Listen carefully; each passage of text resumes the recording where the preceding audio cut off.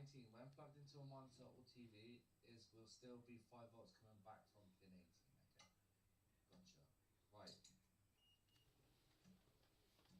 Diode mode. Okay. Red probe on a ground. Right. Pin 1.7. Pin 2. Ground. Pin 3.7. Pin 4.7. Pin 5. Ground. Pin 6.7. Pin 7.7. Sorry. Pin 8. Ground.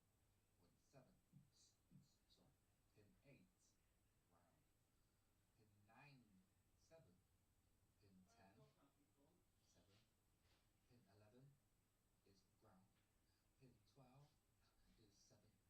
Pin 11 is ground. Pin 12 is 7. Pin 13 is 6. Pin 14 is 6, nearly 7. Pin 15 is 6. Pin 16 is 6. Pin 17 is ground. Pin 18 is 6. Pin 19 is 6. Okay.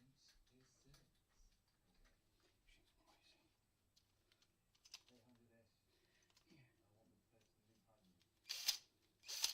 It was a pulled retimer out of a working console.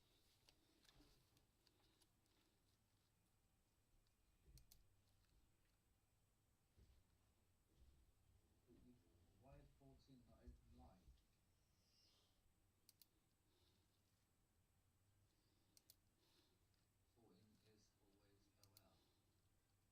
OL. 14 isn't on here. The 14.6 on here.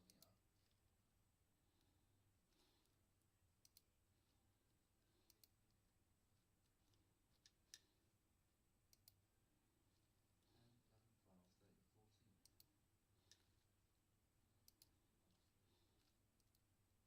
It's not a show under port J fix. It's not a show under port J fix.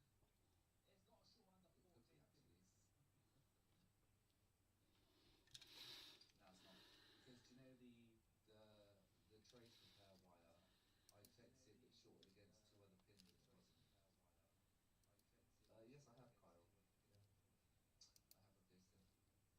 I think my mic's a bit too high up here. The point of the mic's at the top. Let's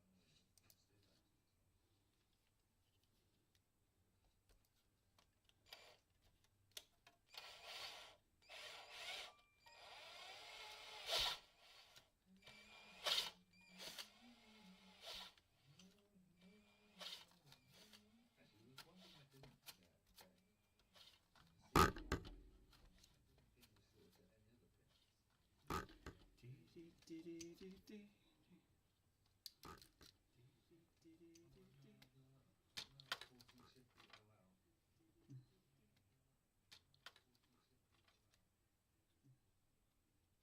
So someone's saying 14 should be OL, but another one says pin 14 is 3.2 volts. Pin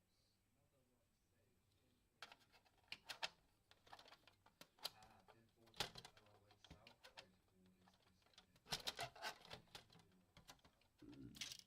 No. No. That makes sense.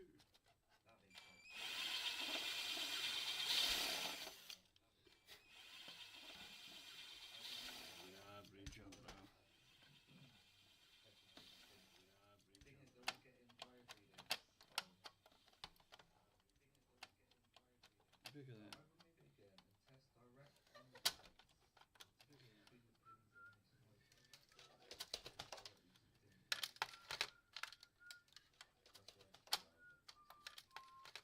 For sure. Do you want me to remove the HDMI? Check the pads. Nice one. Done. We can get that sorted. Done. We can get that sorted. No. I say retimer again. I don't have another retimer.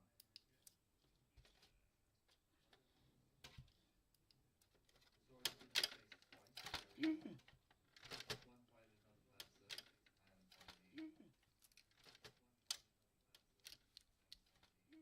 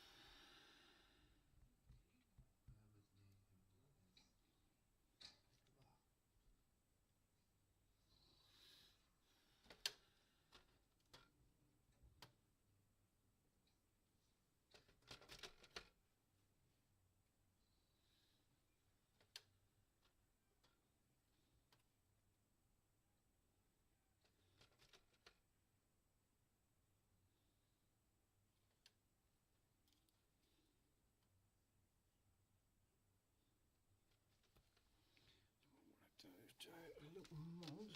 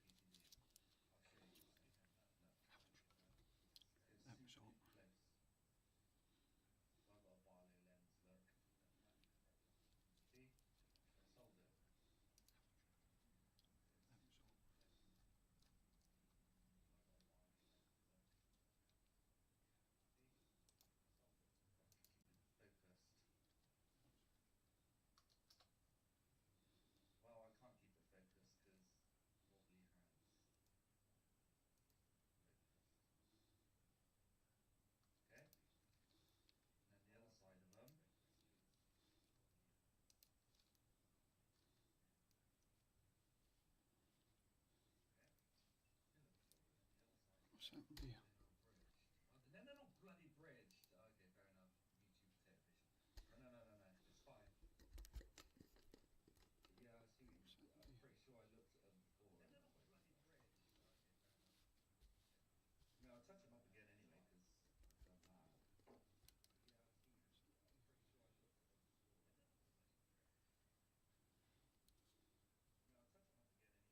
I mean, I'll touch them up again anyway, because... What? And it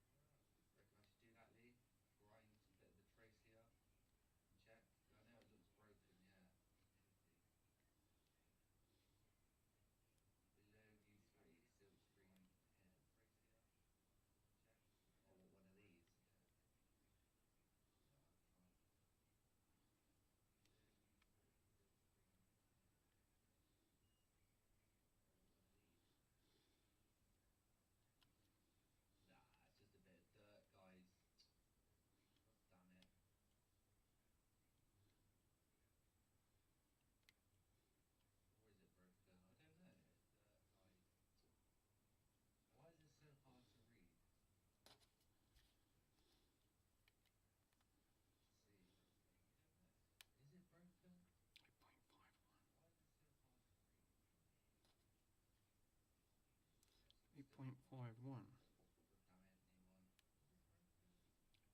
So we're getting 8.51 from in now. And then we can use the existing board. But she's working. Run a wire where it's We're getting supposed to. 8.51 from in now. We can use the existing board. 6 o'clock. Chip U3 left of pin. These are the post of the pin. 6 o'clock. So you want me to do a jumper wire from? And we're going to need the same amount of wire again.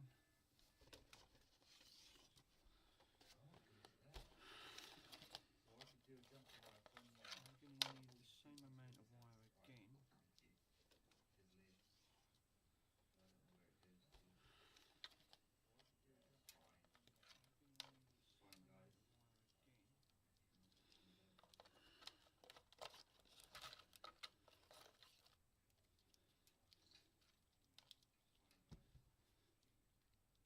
So now I'm literally okay. Let me try and fill this gap in like Lee said. Plenty of solder, get it real hot. Well, not real hot, put some heat into it. I'll do 340 degrees. I'm just gonna hold it there. After 20 minutes.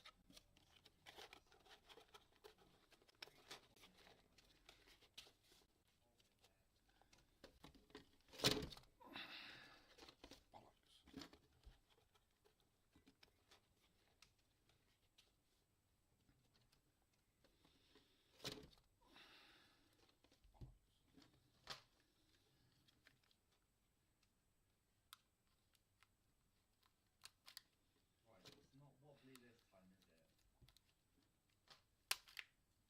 That is solid now. Right, it's not wobbly this time.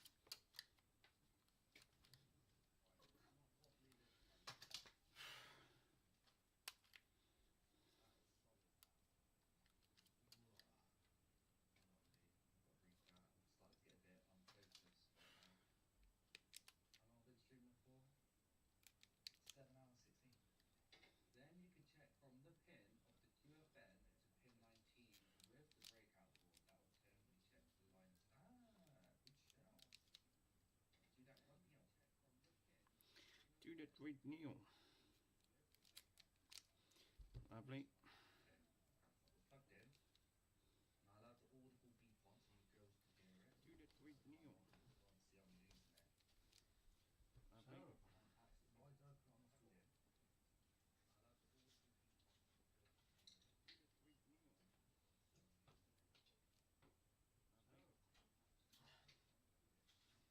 I'll have the audible beep on so you girls can hear it. Do that right now. Lovely. To a pin and 19.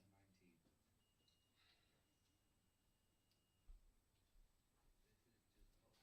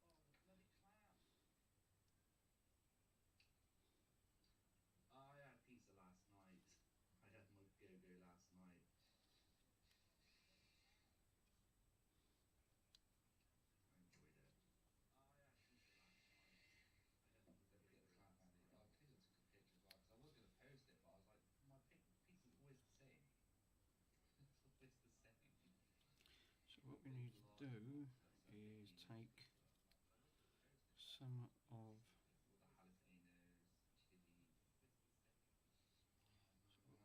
Good old Go-Go, miles per hour. Oh yes, of course. Hello mate, how are you? It's a small pizza then, yeah. I think the max one they do is like a 19, what is it, 18? Might have been an 18 each.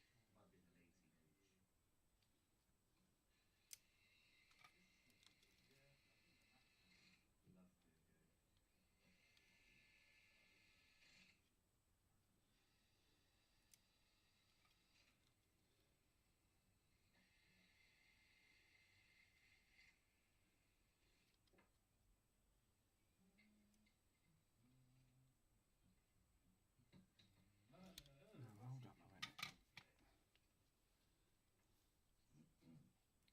No, I've wired this wrong. I can't add the black wire there.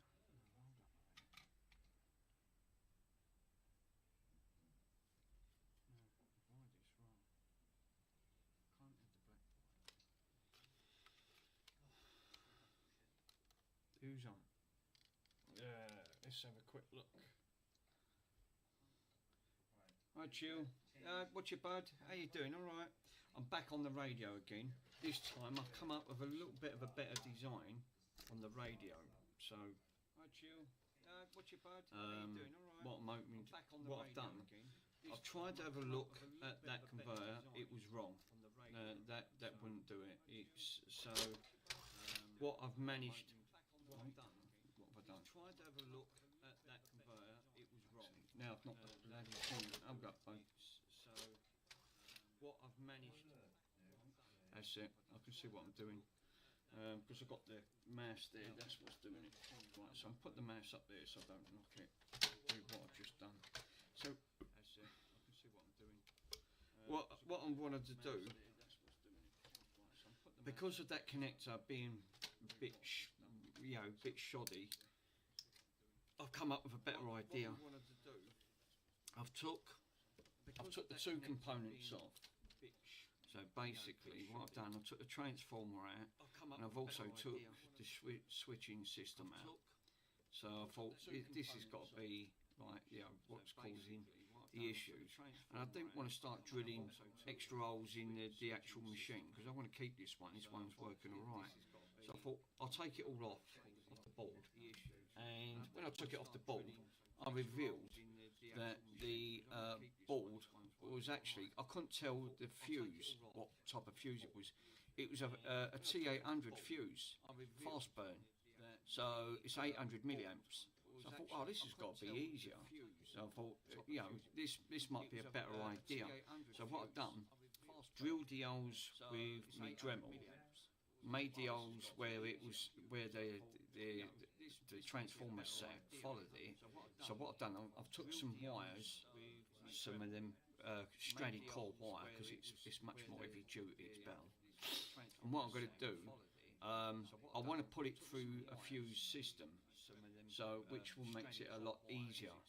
So when it goes through a fuse, I can then put an output from the fuse side to the actual thing. So then it's got a protection. Because at the moment there's no protection, and I didn't like the idea of that transformer not having, gone first and then the fuse after. It should have been the other way. So I thought I'll do it this way. It makes sense. It's dropped it down. I've just done a test on it with the fuse resistance. It's dropped it down to about 8.53. I don't know if that's going to be enough to power it, but I'm going to give it a test at the end of the day and give it a go.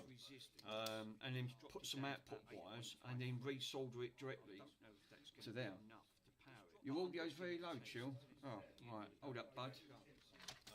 And then put some output wires and then resolder it. Let me go into OBS. I'll have a quick look. Your audio's very low, Chill. I've been having problems with the bloody. Let me have a quick look to see why the audio is low. I've been having problems with the bloody. Let me have a quick. Because some of them was moaning it was too high, and this time it was too bloody low. Right, let me turn the. Some of them was desktop, Elgato, Logitech. Right, let me turn audio, Elgato, Logitech. Right, creative. Right.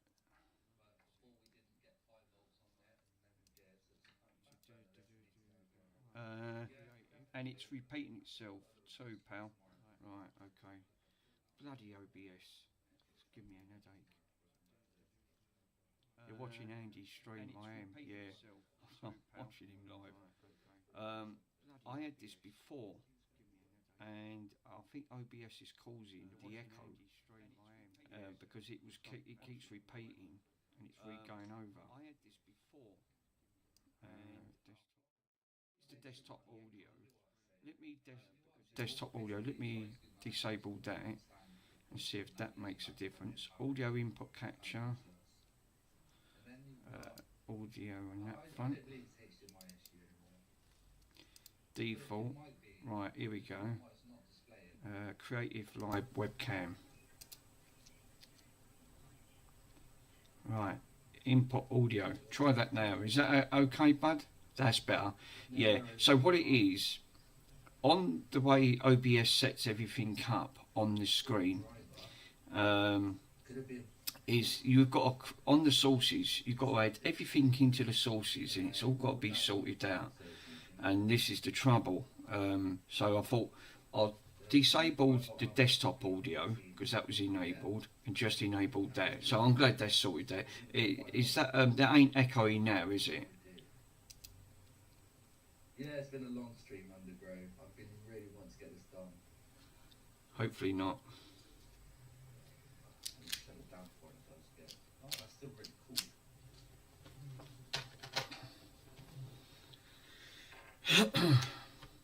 What have you been up to? Anything interesting? The only thing I haven't done is that trace.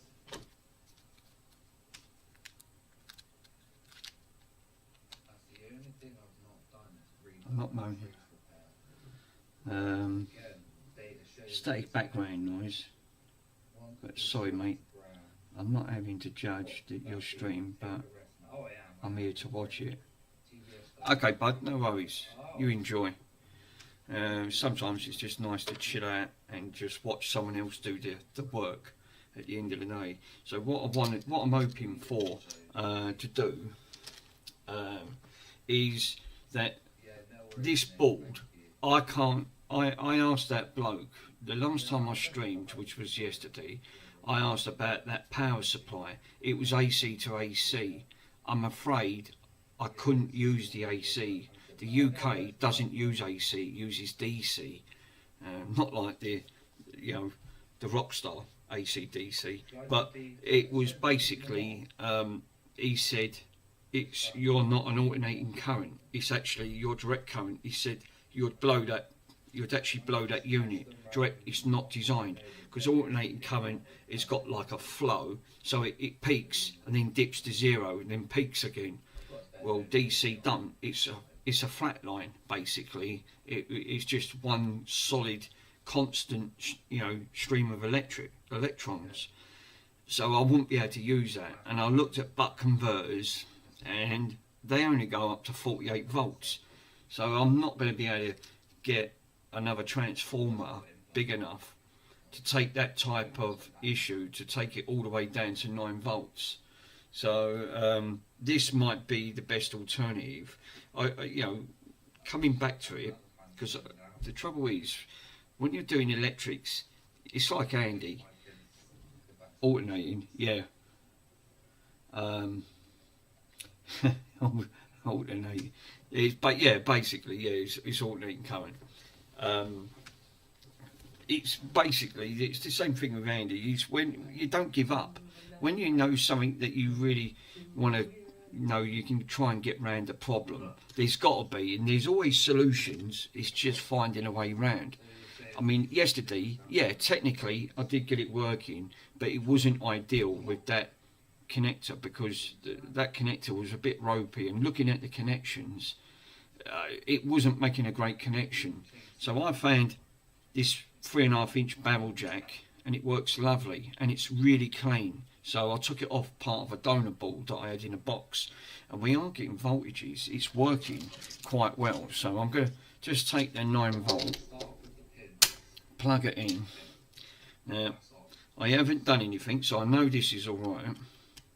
So I've plugged it in. So now we've got, it's going directly to the board, because I've made some alteration to the board. Only so slight. So if I ever do want to put it back, I've only drilled the hole slightly a little bit bigger so it can actually go in. And basically what I want to do, I've got it on voltage. So let me zero it, because otherwise it'll give me a false reading. There you go. So basically what I wanted to do is just literally peak it on here, and it's averaging 8.49 volts. So basically, which you can clearly see. So that's drops because it's going through a fuse. Now it's going through a fuse. It's because that's an 800 milliamp fuse, and it's a fast burn. So I know it wouldn't technically damage it, because now it's got some form of circuit protection due to the fast burning fuse. So I should have done this yesterday. Coming back to it, I just wanted a fresh peace of mind to actually see what could I do to try and give this some form of protection.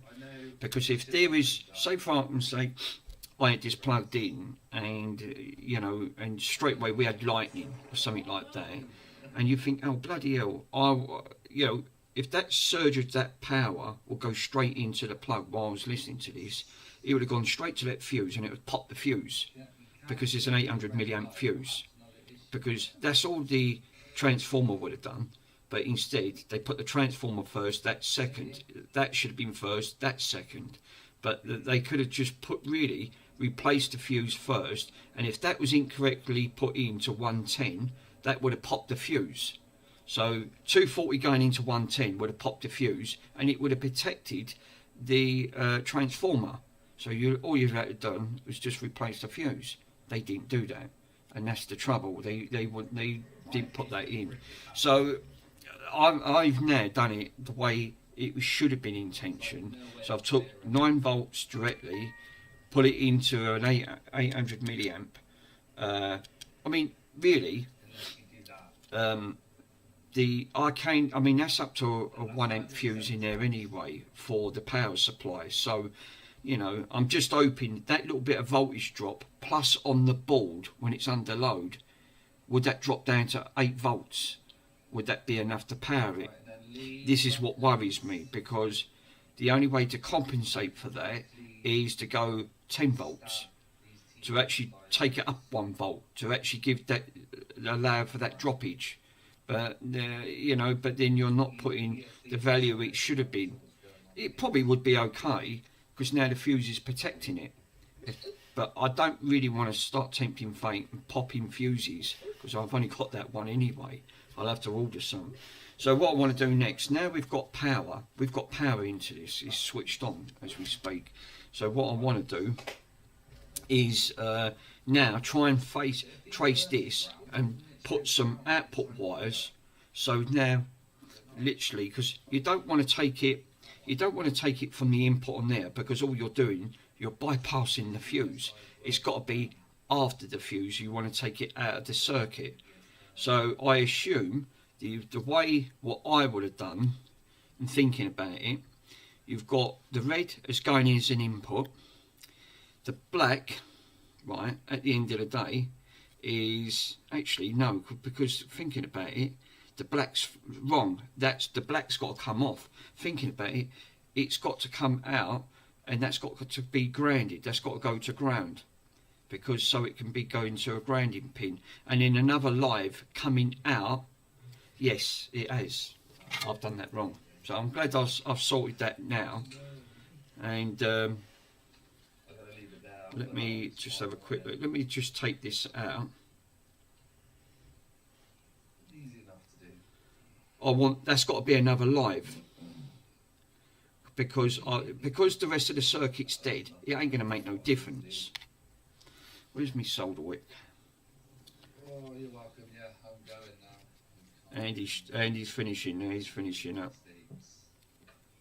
I think he's give up with the Xbox.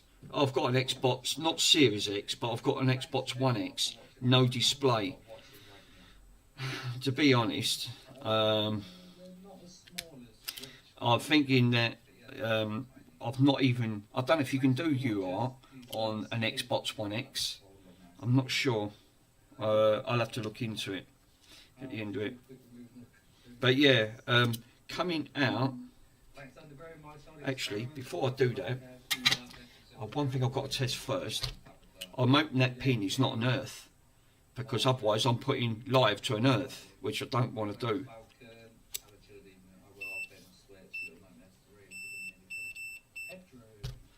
Yeah, he's finishing now. Hold up, bud. Let me read your message because I can't see that. Look, I can't see that writing. What's up with the fuse? What's that fuse rating? It's because if you're running 900 millivolts through that fuse, it's under 1 amp or about. Yeah, I've done the test. It was only pulling. When I was pulling this, it was actually pulling roughly around about 195. It was pulling roughly 0.200 amps. So it wasn't reaching no more than that. So because I wrote these values down yesterday when it was under load. That's why I always like writing things down. So it should be enough, because that 1 amp, that fuse is a T. That's a timed fuse, and it's only 800 milliamps. So 200 is way under for the value of that thing anyway. So the fuse would need to be a 1 amp. Yeah, I mean, it's with the transformer. I mean, the power supply is at maximum when I put it under load. It's literally reading. It's reading the 9 volts, but when it's under load, when I put it directly to the radio, it was pulling roughly just under 200 amps. 0.200 of an amp, so it's 0.2 of an amp it was pulling, so it was very low rating, and there's no protection, so I thought, well, that'd be fine, but I wasn't happy because I thought if there's still a short, ground to short, it's got no fuse to pop. Yeah, 0.2 of an amps, yeah, so it was roughly about that. It was a maximum, like it was about just under that it was pulling. So I thought, because now it still ain't got no protection, I wanted to put it through this fuse, but putting it through the fuse is dropped the voltage down just so slight. So I thought, well, that'd be fine, but I'm going to give it a go. But if not, I'll see if I can crank the wattage up by 1, going from 9 volt to 10 volt, because then that'll alter its value by that going up. It should do, because by cranking the wattage, you're pulling more watts into it, which will pull more into the resistance of the ampage. So it will bump the amps up just so slightly. So it might just pull it back over. So let me go and turn Joey down, because Joey's come on automatically.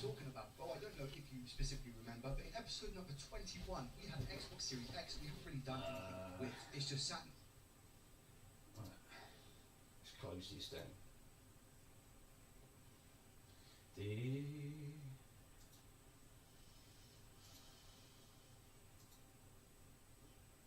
Shut down.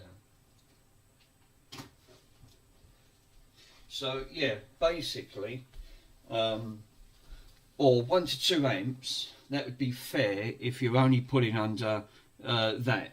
Yeah, it should do. I mean, to be honest, it's not going to be a powerful radio when you crank up the volume. It was quite loud yesterday, and it didn't peak. It peaked just under 200. So that fuse might be to its limit, which it should be enough if it doesn't go any more than 0.2 of an amp. So I'm hoping that it should be okay. I can't not seeing it being a problem, compared to yesterday, it had no protection, which I wasn't happy. That's why I wanted to come back to it today and sort something out. So this was a prime example. I thought, I'm sure now I can't get a DC, you know, something you see in DC socket. So I thought I'll take the AC socket off. That then I can make a little slight alteration and make it so it looks like it comes in circuit. So reading off of these, even when I put all this, it's not reading from any of these components because it's not getting no value. It's because the transformer would have given it all its values here, and it's not. So what I need to do is basically see if I need to put the other wire into this by feeding it, and then see if that actually gives it its 9 volts coming in. So I need to go from that one to this one, and oh no, it won't, will it? Because it's not grounded out. So I need to grind this. I need to grind this out and find an earth, which would be this. So let me just quickly solder that on now. Otherwise, it won't make a connection. Hopefully. I can't see why this shouldn't work, because in theory, yes, it should. But you know what theories are like. Theories are not always the case. Yeah, she's done. So that's why I always use an old towel, because for that reason. Right, so let me just put it in continuity and see if that end from that end makes a connection, and she does. So that's grounded. So now we've got a ground point. Now what I want to do is test the fuse side from one side here to this side. So hopefully if we followed the traces, this is one end of the fuse, this is the other end of the fuse here. So we should get, that ain't getting nothing there, see, that must be an earth. But here should have been the other side of that fuse. So from here to here, oh, would help if I had it on voltage, not on that. Right, let me zero it. It's good enough. So I'm going to take that side to that side, and do we get exactly 9 volts. So we're not getting nothing from this side, see? Millivolts, which is nothing. So we want to take it from this side. No, that's millivolt. So this is what I'm saying. We need to, so basically what I need to do next then, I need to find where that 9 volts is going, and then take the red wire with that, because it's obviously the voltage is going in at one end of this fuse. I want it to come out of the fuse to give me 9 volts, and then I can take that wire and put it on the existing wire that was in there and replace that connection I've done yesterday. So this is what we need to do. So I need to just probe these, because this looks like the line for the 9 volts.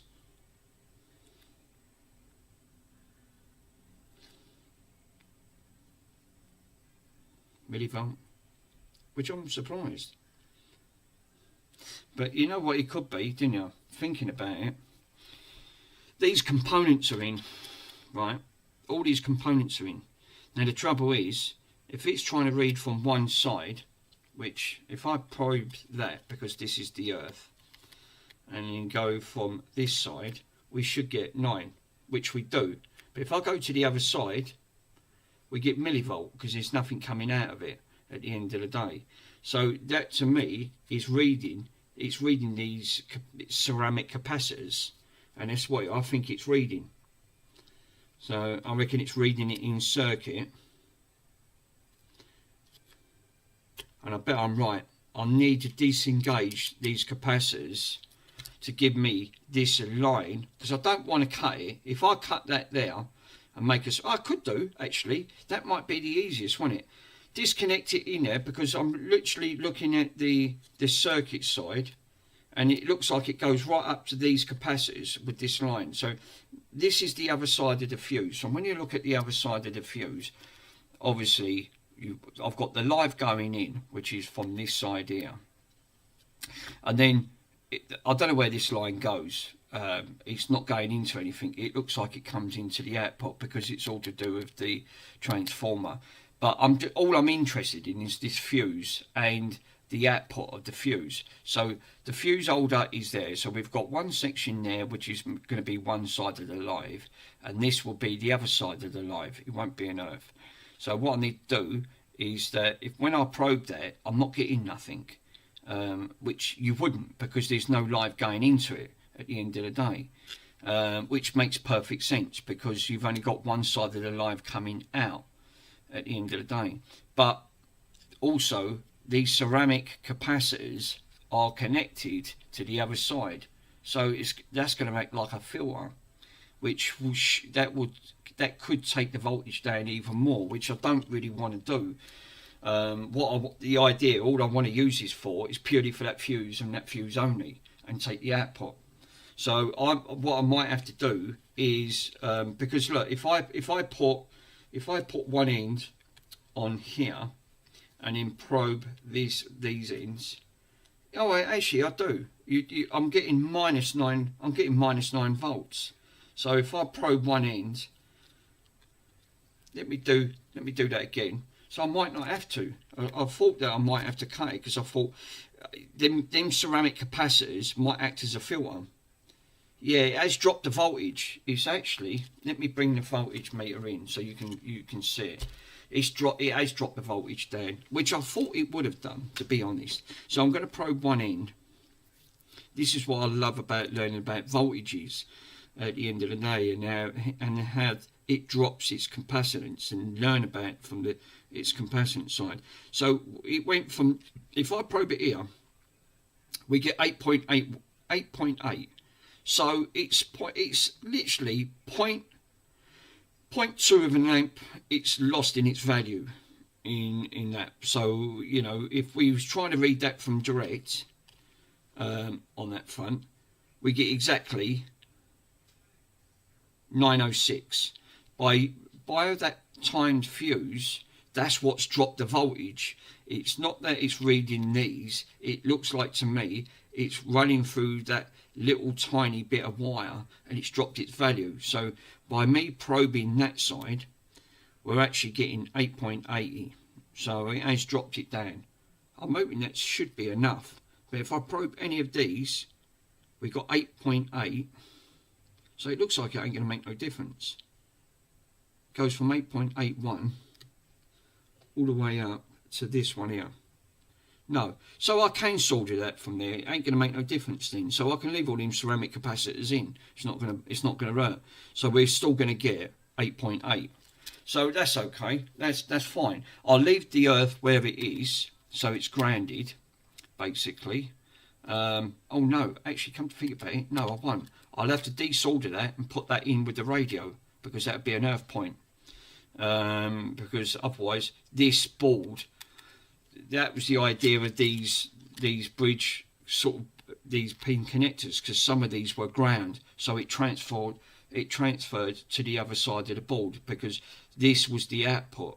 Some of these would have had 9 volts, 5 volts and 9 volts. It probably would have put it on that front. So yeah, I suppose that would have then wouldn't have mattered if it was soldered to that, because it would have grounded, it would have carried through the circuit and back out to the other side and grounded it. So I will have to desolder that, take that and put that directly, because it's coming literally, it's coming from the side of the barrel connector of the 3.5 inch jack. So really, because that's the main important, but leave this connected and solder another live wire to this side of the fuse, so it can give me just under 9 volts out into the board. So now it will have a protection, a timed 800 milliamp fuse, which is only a 1 milliamp on the power supply. So that's overkill. So that's how it should be. The voltage on your power supply should be about 1 amp. Your timed fuse, if this is a fast burning fuse, would be roughly 800. The value would be under, then not over, because otherwise as soon as you plug it in, it would pop the fuse. which you don't really want it. You don't want it. You want it the other way round. So you want the voltage going in. The time it goes through the circuit and through the fuse, it drops the voltage down, so it protects the fuse. So then your output, when it's under load, I'm just hoping when it's under load, that's going to drop a little bit more. But I won't know how much more until I put it in circuit. So yeah, I'll give that a go. It makes sense on that front. So let me I can solder this to any one of them legs. It ain't going to make any difference. So what I need to do is put the wire. I need to put the wire through something. So if I put the wire under, and then I can because this has got to sit on top of the board at the end of the day, and it's got to sit. The board has got to sit where this barrel jack is on the board, so I can put the screws in. So I don't want nothing going over these holes where they're circled yellow. So I thought this is going to be the best bet. So what I do, we give it a go. I can't see why this is a much better idea. You know, because I'm keeping this radio, because it works lovely. There's nothing wrong with the radio at the end of the day. But I wasn't happy with it yesterday. I wanted protection, and it didn't have none. So I'll tell you what, because that was burning my bloody fingers last time. Where's my let's have a look. Let me have a quick look, because I can't see buckle. Yeah. So yeah, I'm not going to burn my fingers, because I've got enough burn marks as it is, and these soldering irons are extremely hot. The trouble is, I can't find anything in here. I want my little, because I've ordered more stuff from not AliExpress, Temu. I've ordered some stuff from Temu. It comes to about 60 quid, but then I've ordered an extension USB hub, 7 of them, 7 in one port, tweezers, some decent tweezers. These are okay, but they're not. These are supposed to be precision tweezers, but I've bent the crap out of these like you wouldn't believe. And this is what I need. I need a variety of just holding it, so it don't, it just gives your hands a little bit of extra protection. It's just bung a little bit of solder, that'll do. God, Jesus. But no, I thought, no, I'm going to have another crack at this. I know that I have done it, it is working, but I thought, no, I really do want, I want this to have some form of protection on there. Then I know that if there's any issues, it's now got a fuse running through it. And I can just I'll order some more fuses.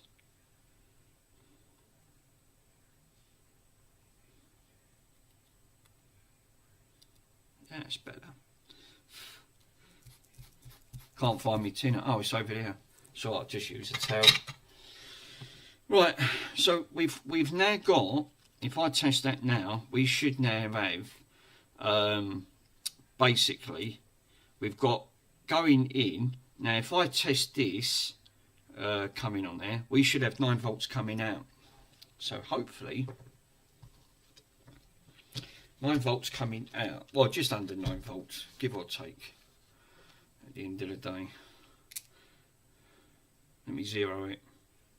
That's it, zero it. It's on voltage. So what I'm going to do is probe one end.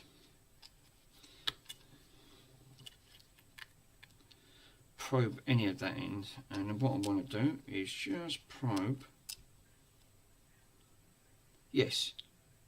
Actually, the value's gone up a little bit. That could be due to the heat in the thing. It's actually 8.80, wasn't it?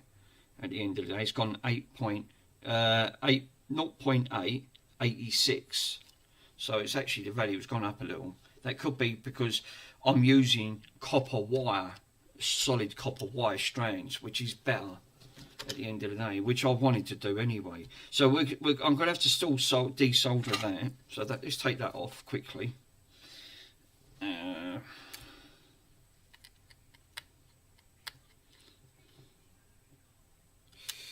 Hopefully she's off. get rid of that plastic.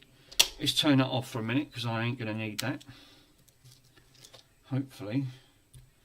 And then what I could do now is put this back in, and then we can go from there.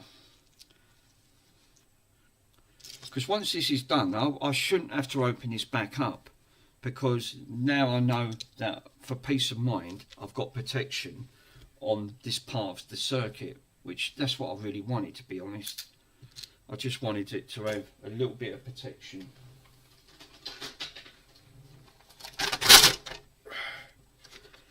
Because this, like I said, this is working lovely, and I've not got any issues. But I wasn't happy with that anyway. So first things first, let me take that out. That's what I mean with the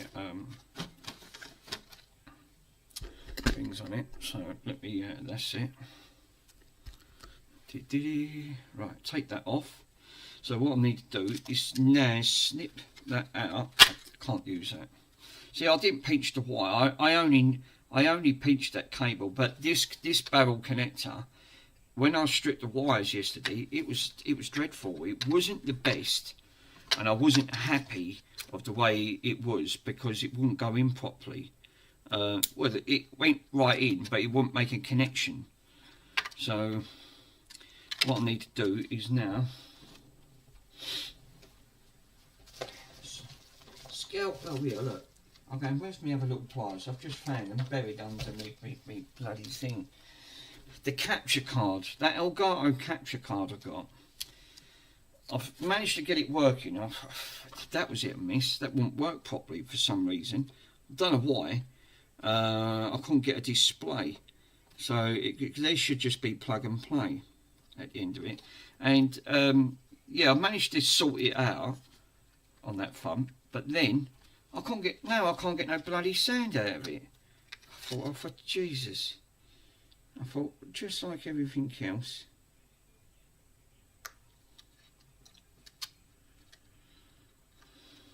I can always put more shrink wraps on. And I know I've really got to order more of these shrink wraps, because I've gone through shrink wraps like you wouldn't believe.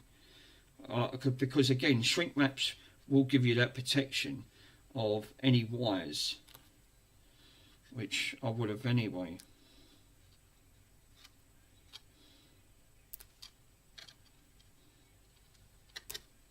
Right, that's in that one. Yeah, see, that's ground. See, this is why I wanted to separate it, because the live. So what I really want to do first, take the live off, right? Because this sort the live out first before I do anything, because I'm not happy with the way that was right next to each other. I know it was protected, but I just wanted it, you know, separated away, because ground and live should not be next to each other. It's a bit like anything.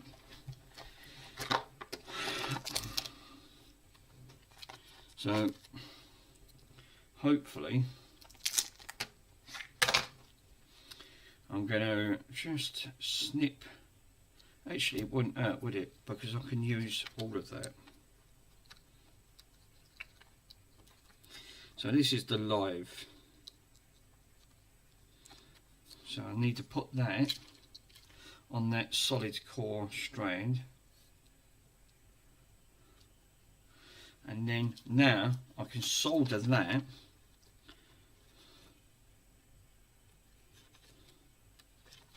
what I need to do is strip that back.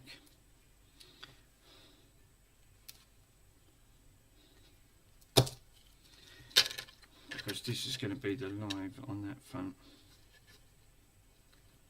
Oh yeah, that's alright, I have got it on there. I thought make sure you put this shrink wrap on first. And then I can solder these wires after. Bend that over. This is why I like solid stranded wire, especially copper, because you can bend it, and this is quite resilient, so it's not only is better for heat, you know, it's better for connectivity, so there's less interference. This is the reasons why I love that type of stuff anyway. That's the only thing. Everything's connected.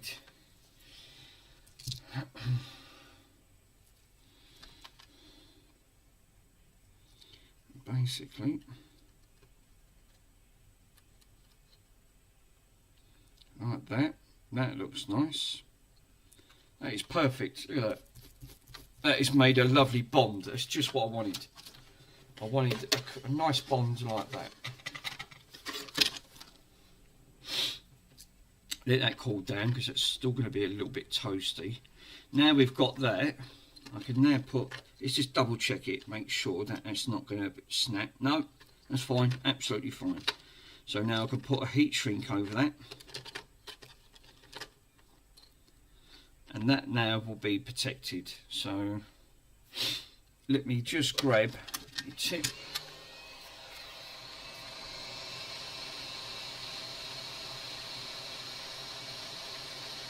I'll watch the caps because there's a cap there. I don't want to pop the cap with the excessive heat.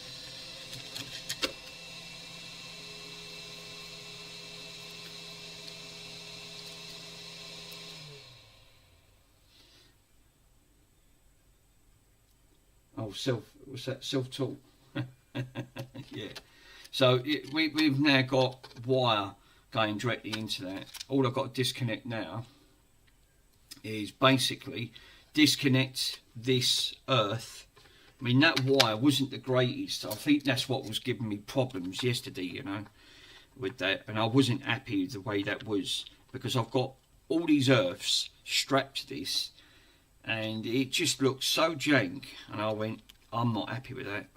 There's something about it. And it was, after that yesterday, it wasn't making a proper connection, which is not ideal. So I labelled these speaker ones, I labelled speakers, so I made sure I've done it all. So I'll tell you what, this is good bloody scalpel, isn't it? It's probably blunt as hell. Kind of, mind you, this stuff is, once these bombs, these go really good, like really strong. Right, so first thing, thank God for that. This is what I was saying about with the wire yesterday. Looking at the state of that was so oxidised, that wire. I bet that's all the way down. I'm going to actually bin that. I'm not going to bother putting that back in because I think that's all right, and I end up thinking, no, it's not. So what I want to do now is what I need to do now is earth that out from that pin. So what I could do is now re-wrap all this up, but I've got to get another heat shrink. I did have, God, my table's a mess like you wouldn't believe. Right, I think that one might do it. So if I put a wider heat shrink on all of them, yeah. So what I'll do, I'll put that in. I can actually leave that out and then I'll do it from the bottom. So basically what I wanted to do is now wrap all of these earths together and then solder it. Ouch. This is why I wanted these little needle ones, because these are great. Small and precise.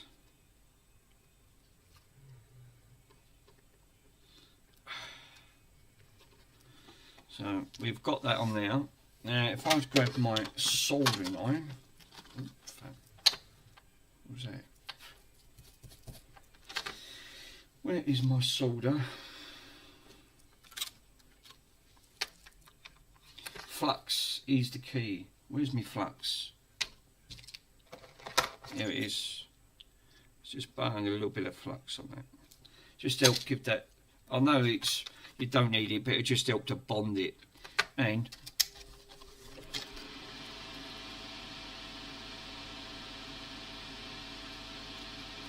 I'm fed up to keep getting eye as a kite with all the smells of this.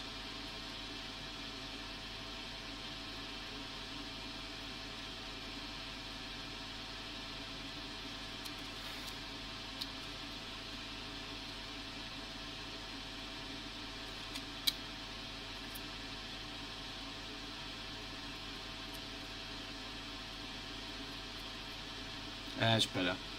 That's better.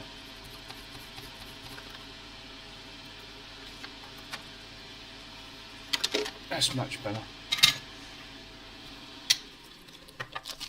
The idea with the earths, you want it to be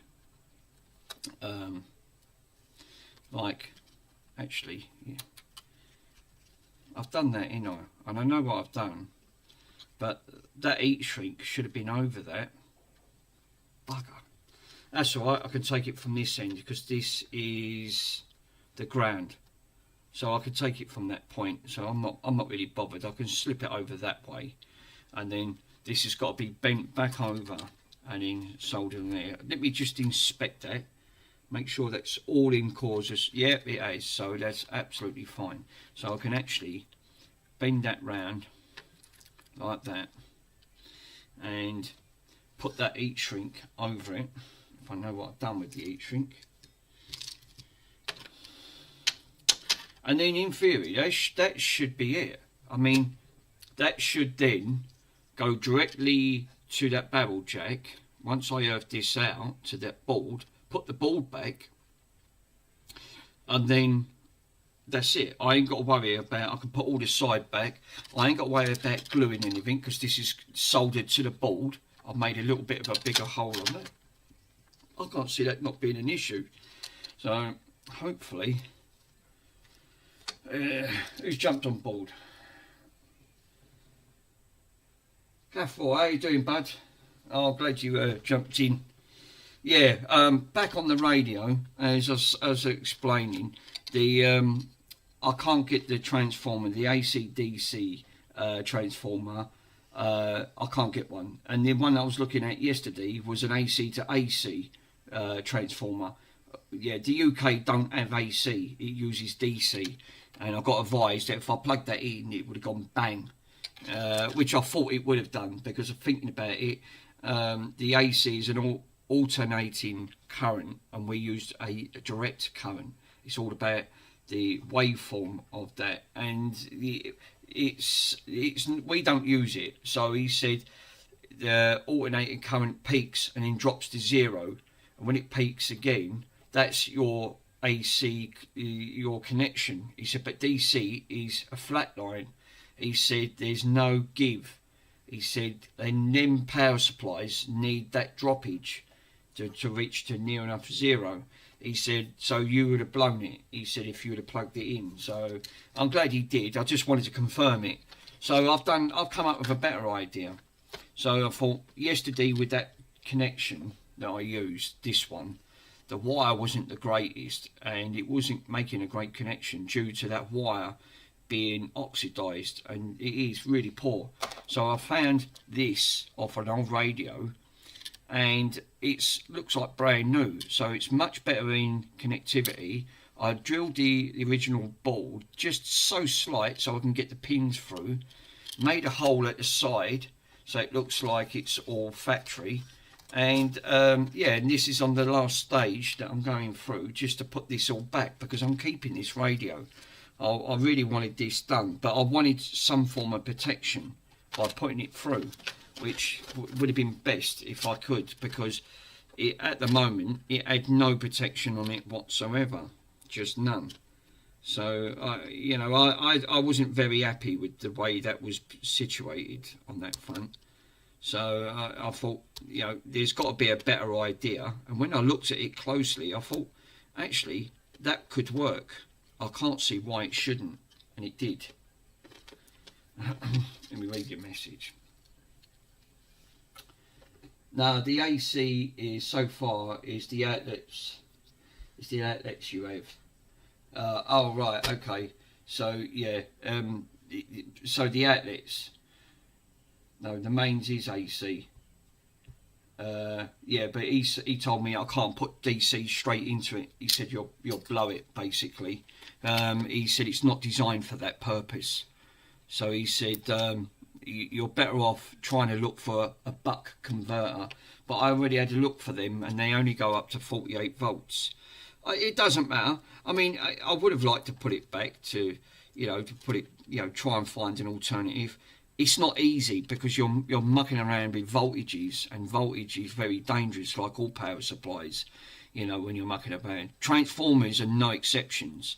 They take high power and to give you low power, because everything's got some form of voltage adapter that will have that, like a bit like a transformer inside them. So yeah, it's a little bit of a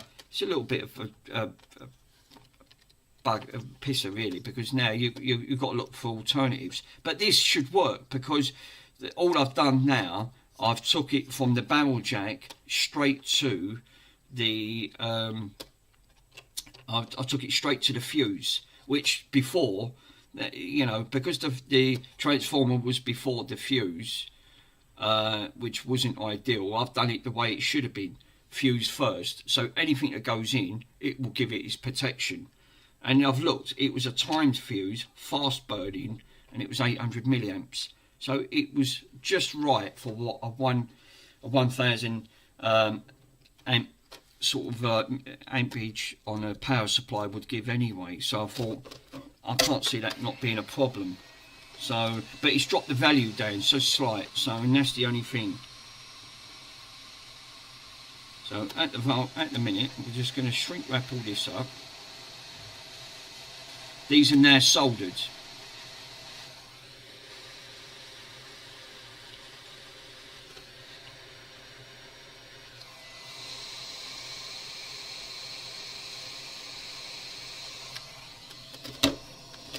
I love the smell of burnt plastic.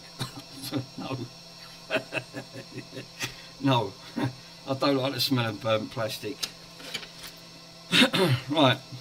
So I now can put this back. I can do that bit in a minute. I just want to see, before I do anything else, is just to put this back in there now and see how we get on. Oh no, I can't, because it's got to be now soldered to the, I've got the earth coming out, which is this one here. And what we need to do now is just solder that and that. That should make a connection, in theory. I can't undo the bloody radio thing, that's the only snag. And it doesn't give me the greatest of connections, but you know, we'll wing it. It should be alright. I can't see why not.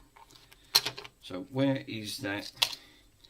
I knew Andy wouldn't be able to do them Xboxes, the Series X. They're so complex on them. There's so many fragile components on there.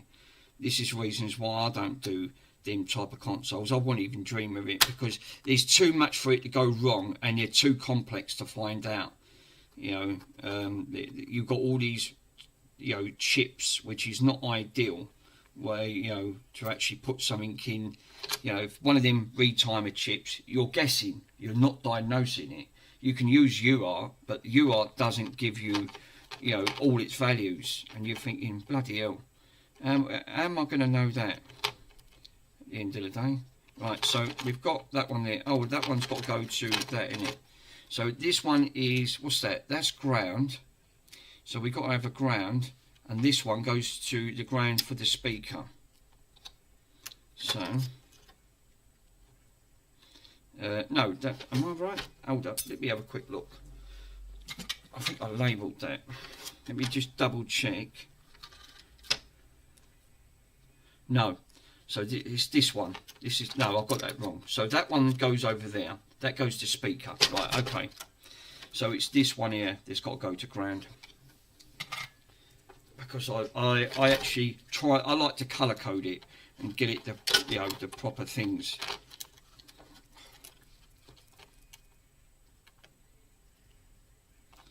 So this is a ground point. It's only got to ground it, so just gives it its pins.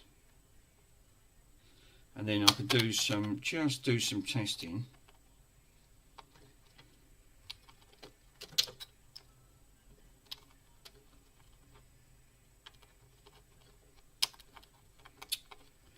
Come on. I'm having a right pig's ear moment on this one. It doesn't want to solder.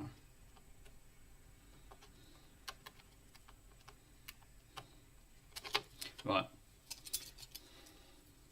And it's getting hot and all. It starts burning your hands.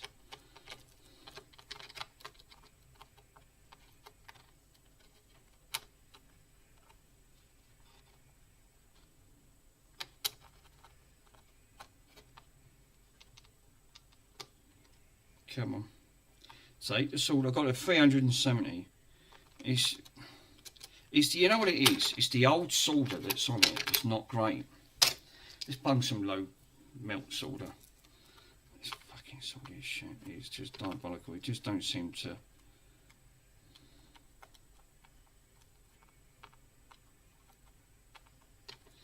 Right, that's better.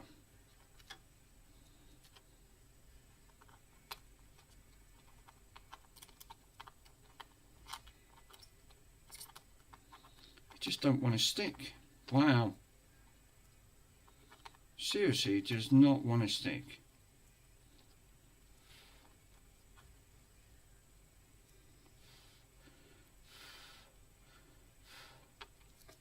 I just don't want to have it at all. Wow. I'm absolutely gobsmacked. That just don't want to have any of that.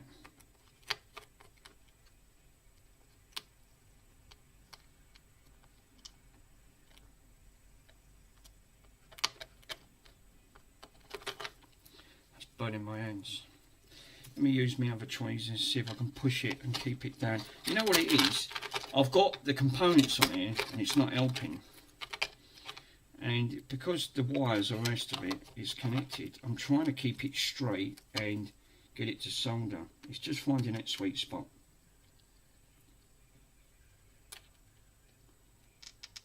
It'll go.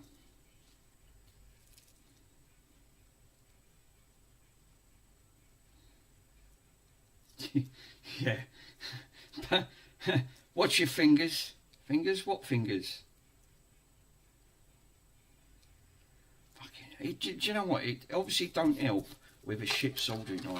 And this is the reasons why these cheap soldering stations, when you pay about £70 for them, these are like beginners. Now that's not even sticking. This is why I'm having issues. It can't stick. This is why you have to keep your tip clean.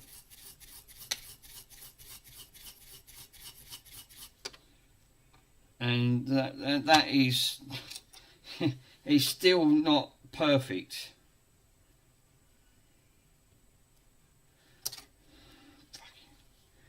This is much good as a chocolate fire guard, I tell you.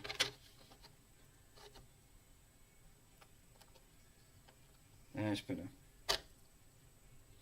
That's better. I'm happy with that. I'm going to bung a little bit more on that other one. I want it to be over the wire than the wire sitting on top of it, because that's not ideal. You know, I'm not saying it's only an earth, but the more you want it to be as pure as possible.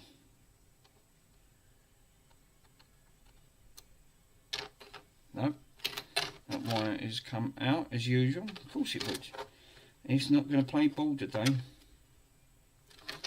It's just don't want to play ball. And the angle probably don't help as well, because you're trying to do things at a really cockeyed angle and you're thinking, bloody Nora, why ain't that working? So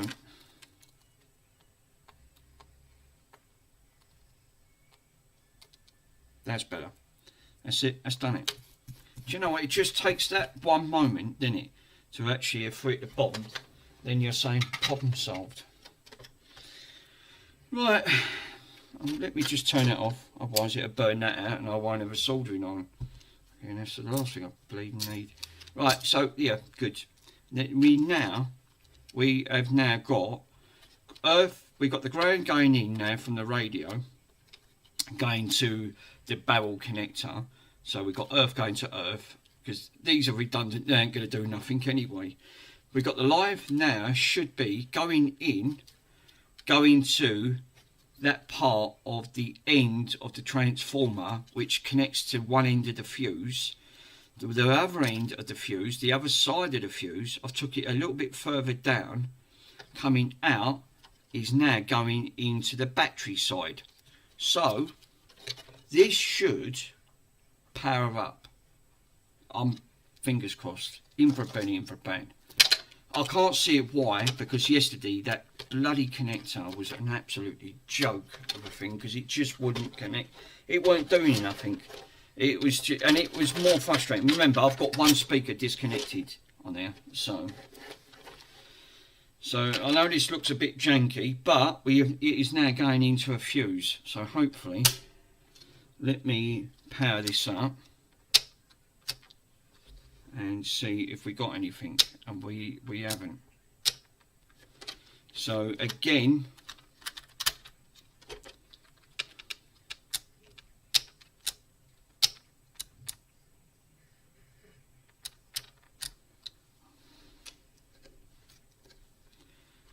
yeah, that's a bit frustrating, that. You sure it ain't these bloody golden tips? Actually, come to think about it yesterday, I didn't give that a fault, you know. Could it be these tips that's incorrect? So let me try some of these, because I've got a stack of these. How do I know that ain't 40? I don't have these at 40.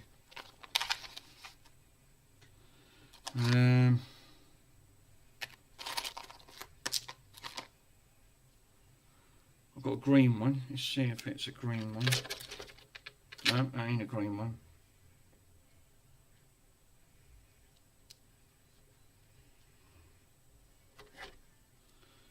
Orange, I think we tried orange before. No, orange won't go in.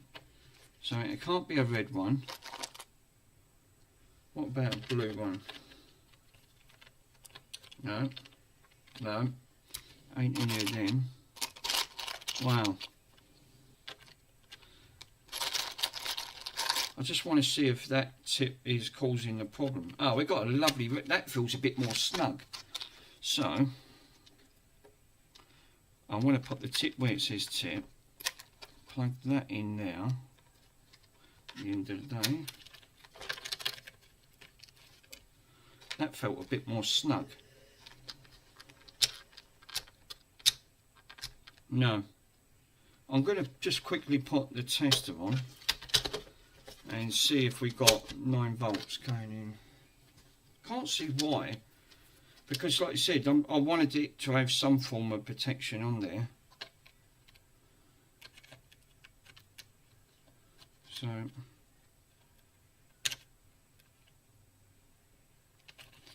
let me probe the out. Now we got nothing going out. That's why. So we don't seem to be having anything coming out of that. So, which is a bit strange, because like I said, I probed it. No, we've got millivolt, so we've not got nothing coming out, because we've got, if I touch it direct, we've got 906. If I come out from here, I've got nothing. So we've, for some reason, what about connectivity? Have we got continuity from one inside to the other, which we should have? We have from the earth, and what about from that side to there? And we have from there. So it is making connection, because I can hear it. But we've got no 9 volts. Now I tested that before I connected it, and it works, which is really strange, because I don't understand the reasons why that is not working. There should not be a reasons why that should. That was soldered to the battery, directly to the battery on that front. Let me put it on the radio. On that front, so I know. But so coming out from the babble jack itself,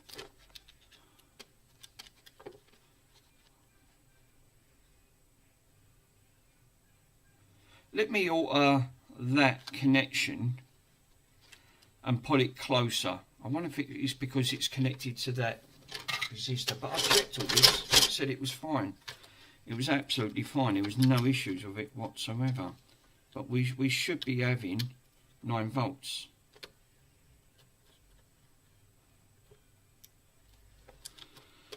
Which is frustrating. I'll read your message in a minute, guys. Let me just desolder this.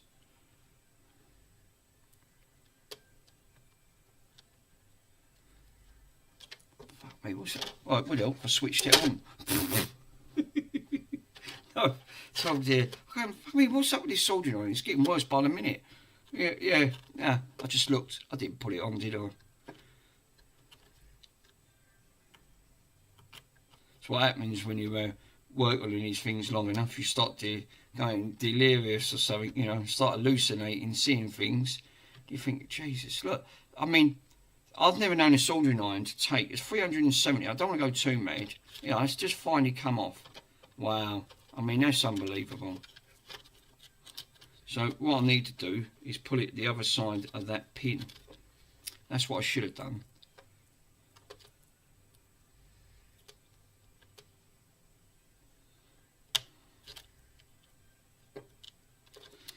Well, I'll put on some solder on it because that looks like as dry as, you know, as the Sahara Desert. Bit of lead-free. I'm nearly out of that. Jesus, I use so much lead-free stuff. That's better. No melting. No, burning my fingers. Right, okay. So I want to put it the other side of the fuse. I should have just done that to start with, shouldn't I? I can't see why this is not working.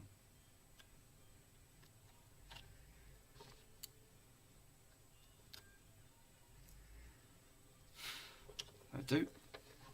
Lovely jubbly. You sure that it's because I've put the fuse in that is it dropped the voltage too much?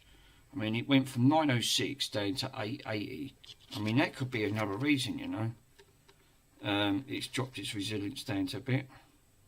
I mean, this is a grand, so this ain't gonna hurt anyway. But, I mean, everything else is all wired up. So I've got speaker. That's another part for that grand over there. The battery's connected up to the battery side, and I've soldered that just to eliminate it. But we've got nothing for some reason. So the only other way of taking out is if I take that fuse out, that timed fuse. Let's see if I can bridge it to see if that's the case. If it is, it could be that it's not got enough for it to connect through. Where's my spatula? No. So I wondered why that is.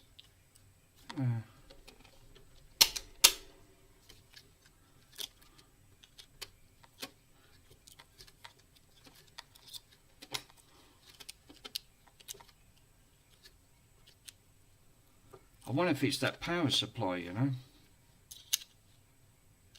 No. It's come back on again. So, but we've got nothing going through. Nothing.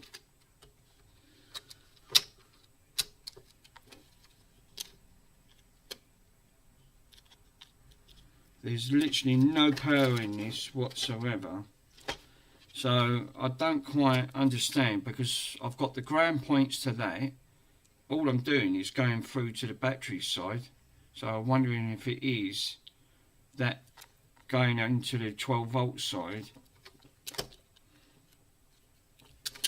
And that's frustrating because, let me have a quick read, because that was working yesterday, it's like you said. Is there a switch for the batteries? No. The way it works is just that you just put batteries in it and it just goes direct in from that. But yesterday I did have this fully working, so I wanted to use this board. So, and the board, I can't see the board being an issue because there's nothing else, you know, resilient for it. So I'm just wondering if it's the power supply. For some reason I can't seem to push it down. 12 volts. There you go. Let's read the output of that now. That's gone down to 12. Let's just quickly read to see if that's reading 12 volts.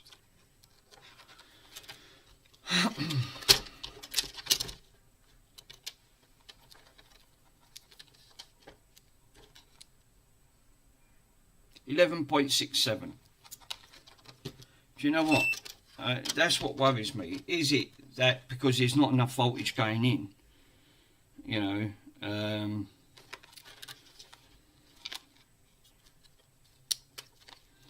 I can't not seeing it being an issue at the end of the day, but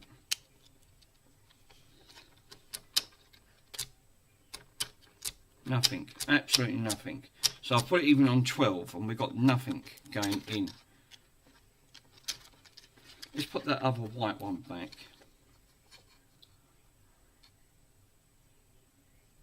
Put it on the plus. So one's on the plus, one's on the minus.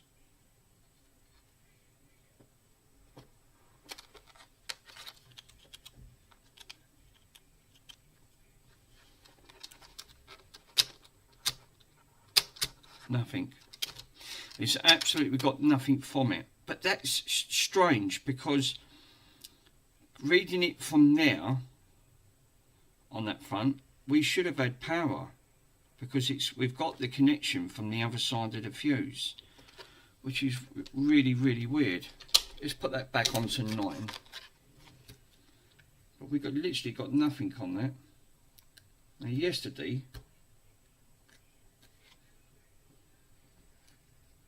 why is the plug still on? And it must be the capacitors in it. I thought, Jesus, let's just read the capacitance in there. Make sure that's gone back to 9. But I can't see that not being an issue on there because, like I said, it's nothing else is feeding there except from the jack itself. And I know the jack's making a connection because I've done it.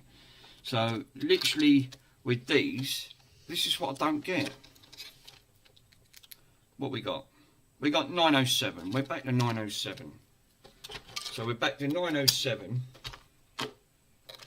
Let's take this off. I'm sweating for a minute. Bloody hell, it feels like I've got the batteries. Yes. Because you've got to make sure. Hold up. Oh, you know why it ain't working, guys? Look what I've just pulled out. Told you I'm not. I didn't connect the battery to the battery. This is the battery one. This is why we've got no power. What I'm going to say, as Del Boy said to Rodney, you plunker. It ain't my wiring. I didn't think it was. I honestly didn't think it was. I thought, nah, there's got to be an issue. There's the battery one. Look, I forgot to put the battery one in. See, that's what I said with all these bloody wires everywhere. So what I've done, I soldered the battery. I soldered the wire from here, but this is the battery one. And this is a feed goes into this. So that one's got to come back off and refeed. But what I could do, I could actually solder it to the board. It's long enough because I don't want to. I'm running out of things on that. So what I'll do, if I strip the wire back and then just solder it to the board from the back end from here, it'll be fine as long as it's got a feed. I thought that, you know, I thought, boy, it was bloody working yesterday. Now why ain't it working all of a sudden? This is what I'm saying about all these wires. PCs to Bears, good evening and an evening chat. How you doing, bud? Phillips. Yeah, so yeah, that's probably why I'm not getting a feed. I thought, nah, there's something wrong. There's something's not quite right. Yeah, well, it will help if I put the wire on. So that probably is not going to help. And this is a battery that come off that terminal that said live. It was a live battery feed. So what I want to do is, if I go a little bit further up and just gently like that. So what I've done, I don't want to cut it because just in case at one point in its time I can't get these connectors, and these are the original terminal connectors that ping on that board. So at the end of the day, so what I'll do, I will I could put a shrink wrap over that if fucking running out of shrink wraps, and then just add a bit of wire to that and bridge it over. I can't believe I've done that, you know. What a total end. It's easily done. It's, you know, it's one of them things. It can't be helped. You're right. Do you know what? I was so lucky that went over. I thought that's not going to go over. It's just not. It's warm. That's what it is. It's warm. It don't help because I live in a flat. Next door, they're a bit of an odd couple. Next door that live next door to me, right opposite in the wall. They're the wall. And the trouble with flats, and I don't like. This is the only thing living in a flat, and I don't like.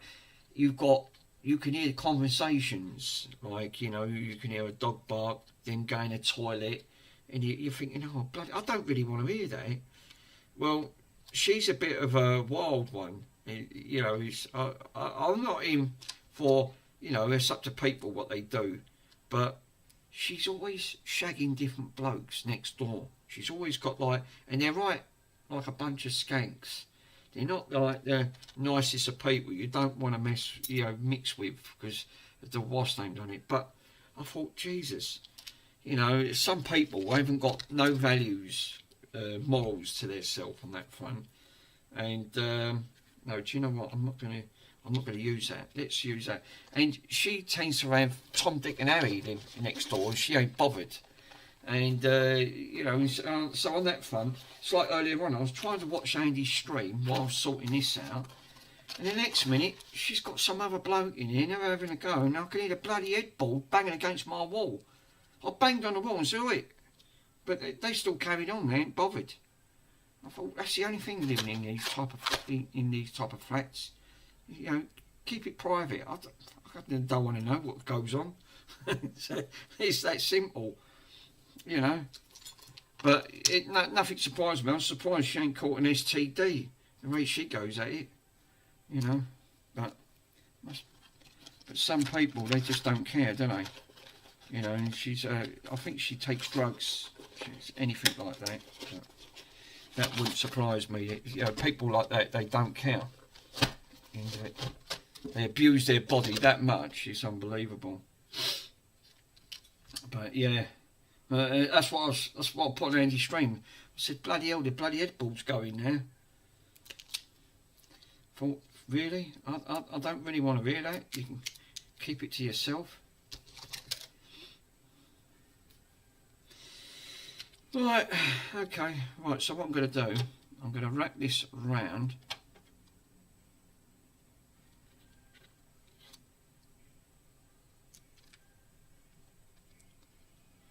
And fold it back, then put the shrink wrap, heat shrink over.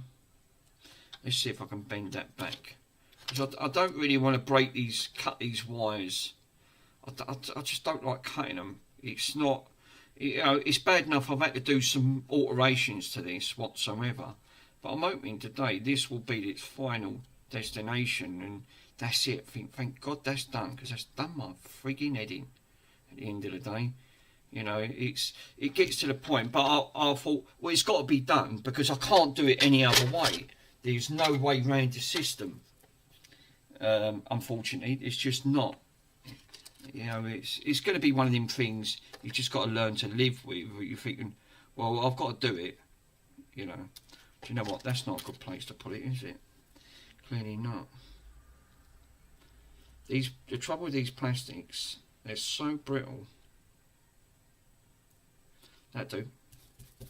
Just got to find it, because I know what happens. I mean, it ain't going to probably go anywhere, but I just like to be overkill. That's bonded. That's bonded lovely.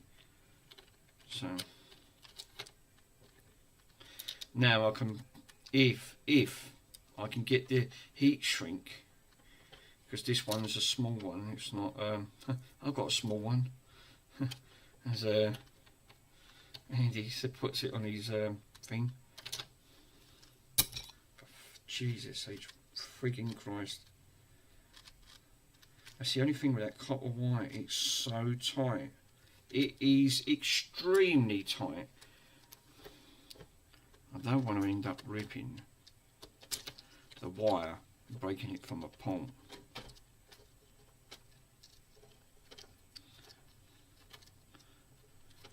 At the moment, I was looking at a gorgeous, sharp,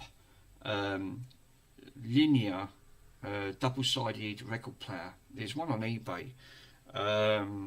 He wants 150 for it broken, and I'm very tempted to buy it. It needs a good clean, and it's retro at the end of it, and it's got 4 days to go. He's already put it up twice, but I'm waiting for him to drop the price a bit, because to me it's a little bit pricey, because I've got to find, if I can't repair it, I know an old boy, and he's rock solid when it comes to things like that, and he'll only charge me probably about 50 quid to properly get it done, because they're worth getting fixed, because I love I love all this retro type of stuff to have on display. I mean, I've got a Philips one down there, reel to reel, but I'm having issues trying to get the belt on. Fucking absolute nightmare trying to get the belt on. It's not the easiest to get the belt on them things. So, but yeah, this, come on, just want it to just pull over just enough. I don't want to damage the wires, see?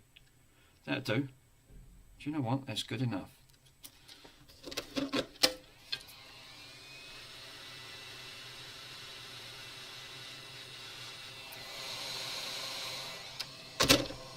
I do.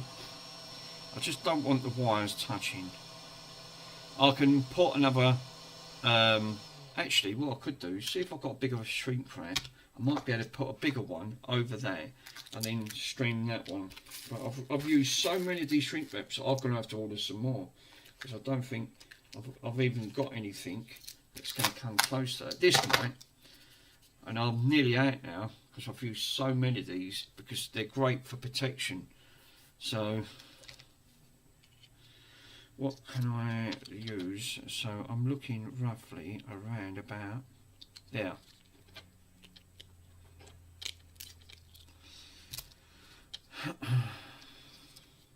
So that then protects that connector, because this is going to be alive. That'll do. Look at that. That is perfect. So that then got a second one.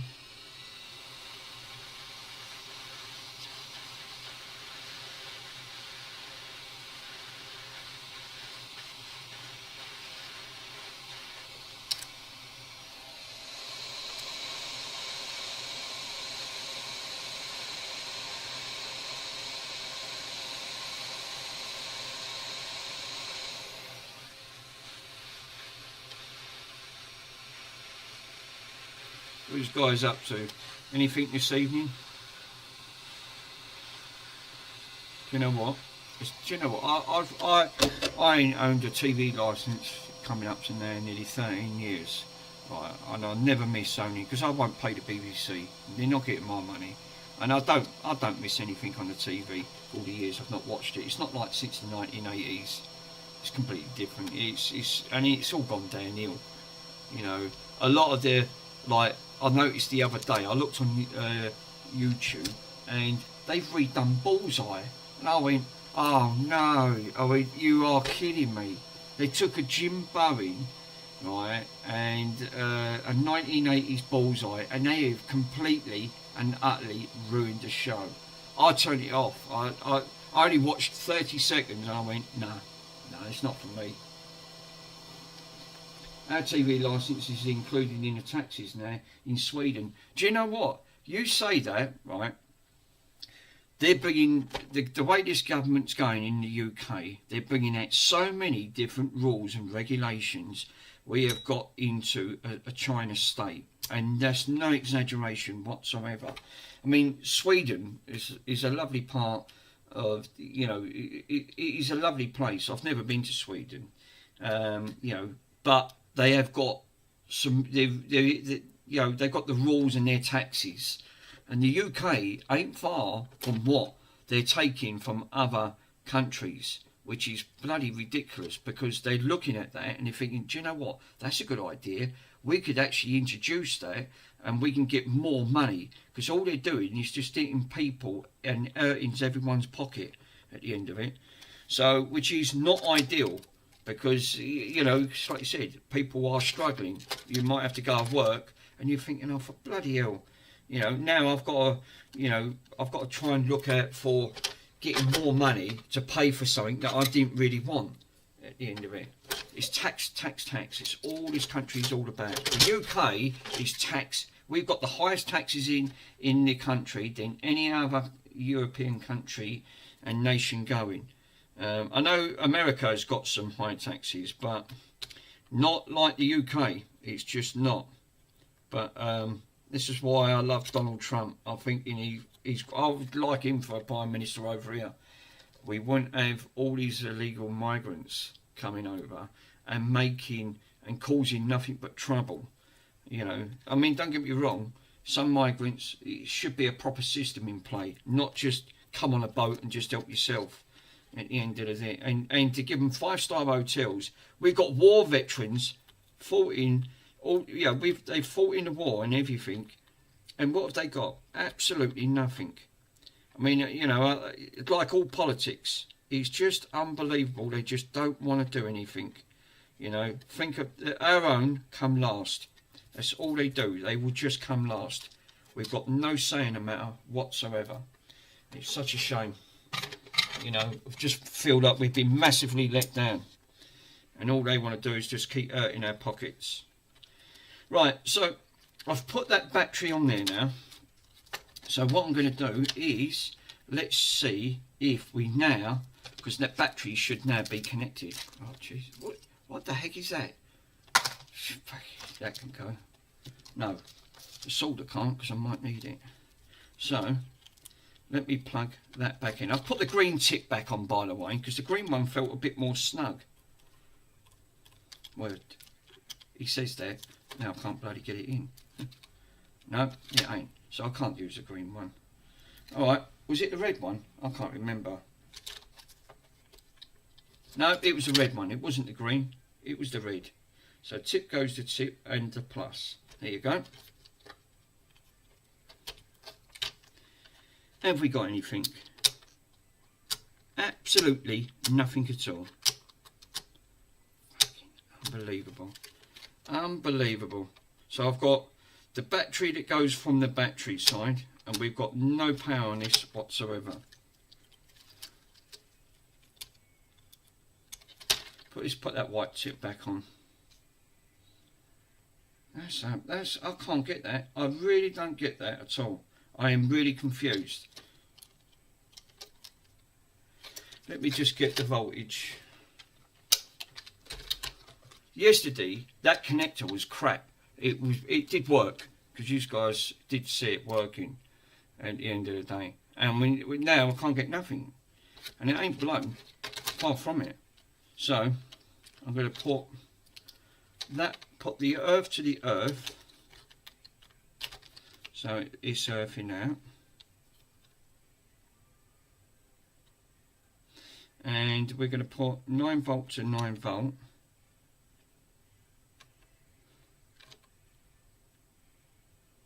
No, we're getting no voltage on this whatsoever. So if I connect it, we're getting a 9 now. No, we're not getting no voltage. Absolutely no voltage on that whatsoever. So if I connect that one to that side, we get 9 volts in, but not 9 volts from the other side. Wow. That doesn't make any sense. So let me take that fuse out.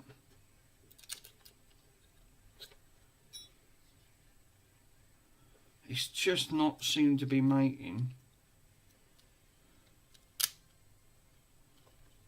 That's weird. We've got no voltage in that whatsoever. And and the fuse, it's only an 800 milliamp fuse. The F501, that's the make. So because it's a fast burning fuse. The other one says T, stands for timed. So there's no voltage on one side, which the power is going in from one side to the other. Because I've put a test on it, and we've got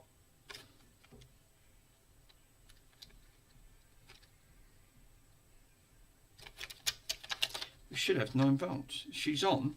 She's switched on. Oh, that's sorry. I'm looking at the wrong side. So yeah, we got 9 volts. 906. We've got 906. But we've got millivolts on the other side, which is no reading. Literally nothing. That's weird.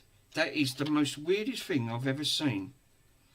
At the end of the day, I have never seen anything like it. I know it says daft. Where's my pliers? Let me take this out. Right. That's back on. Just bridge it with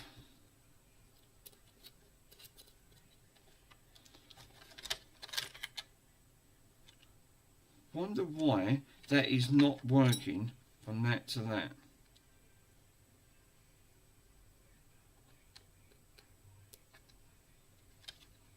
No, I don't get it. I'm really confused, guys, because in theory that these should be connectivity there. Regardless, it should be connectivity. Regardless of what's going on, I don't get that why that's not working. Because putting the fuse in, even if I grounded the ground out to the, we got a ground here, haven't we? So that's just for the radio.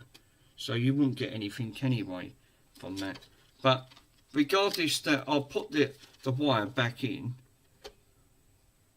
Let's just put the wire back in on that. See if we can get, it might have to be, I doubt it because I've not known it to, where the wire's got to go in to make a complete circuit for that front. No, didn't think it would. No. And that's like I said, got the earth going to the earth, the live going to the battery is connected to that live side.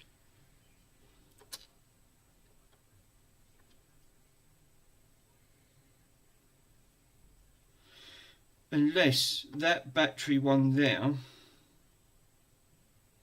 has to be connected to that. Let's give that a go. Let's give it a go. I'm going to take the battery one off and put it directly to the side of the contact from the actual barrel jack itself. So that's what I'm going to do. I'm going to put it onto that 270. There you go. I'm going to take that one off. This is the battery side for it.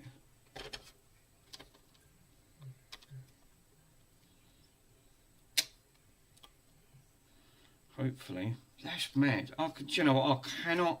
I cannot understand. There's nothing else protecting it on this circuit. At the end of the day, everything else is just made redundant on it. So I'm gonna just solder it directly. Would it help if I switched it off? Wouldn't it? Got power going through that. Let's take that connection. Oh, it is. It's out.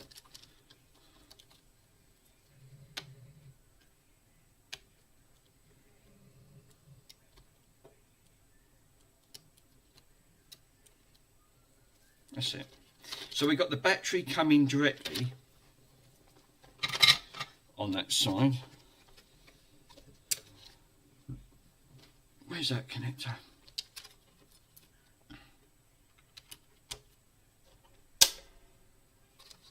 No, it ain't making no difference. No difference at all. So, going from that fuse, then the only other way I can say then, if I put it directly to the barrel, let's see if that powers it up. Because then I can eliminate if there is a problem in that circuit, take that one off and connect it directly to the barrel itself. So as if I was doing it yesterday.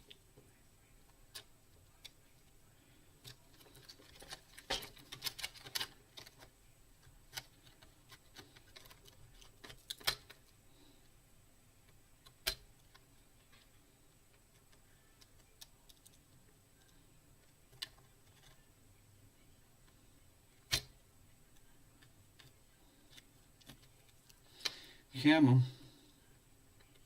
Melt your booger.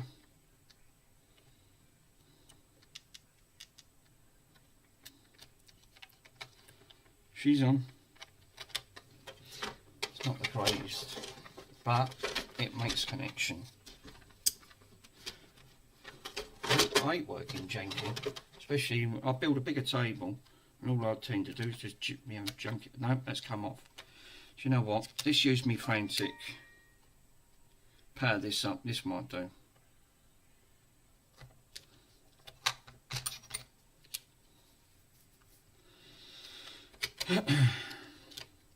Oh, the other one's come off now. Bloody hell. It's even better, isn't it?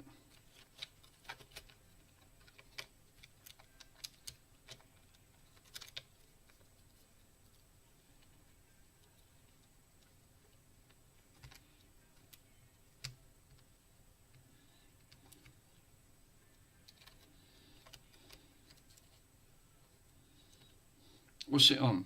350. Don't seem to be melting it. Let's put it up to 400. Let it go red. It'll flash red and then it'll go green. It's at 400. I don't think that's enough.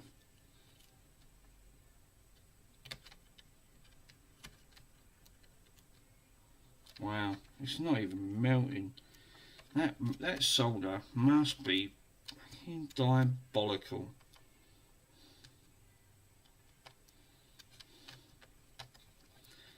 Let's crank it all the way up to maximum, 450. It's not even melting it. Jesus, that's enough to take your skin off, even at 300 Celsius. Yeah, it's just started to melt. That's unreal, isn't it? I've never seen anything like it. And it still ain't great, even at 400. Do you know what? No, it's not touching it. Because these are what they call precision soldering irons when you're doing micro soldering at the end of the day. I'll crank this one up. I'll take it all the way up to 400. Goes up to 450. Let this get warmed up a bit. It's fucking absolutely diabolical. Let me read your message while that's booting up. Wonder why, what's the transformer with that put? Yeah, see, again, I don't know. I mean, that's an interesting fact. I mean, without a working one, and you can't buy these working. I've not seen one working. They've all got problems. Or they've worked, I found one working, he wants 150 for it, and the tape don't work. He wants 150. That's a bit too much to find out, but it does work. But except for the tape. But it's mad. It's absolutely madness. Yeah, that's doing it now. Jesus.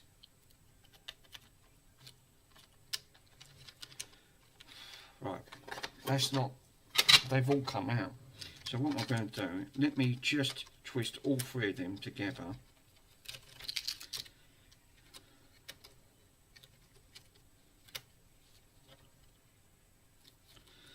Because trying to solder them, now I'm going directly against, you know, it's not being bypassed, it's being bypassed, so everything's going against, then it's coming out of the barrel jack connector. None of it's going in to the fuse.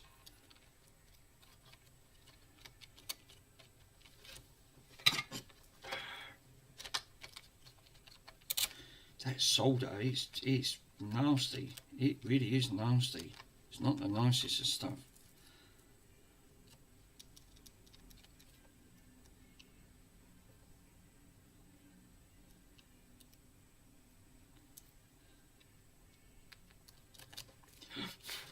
Ouch. I'm going to put a dab of solder on that one because that's not the greatest.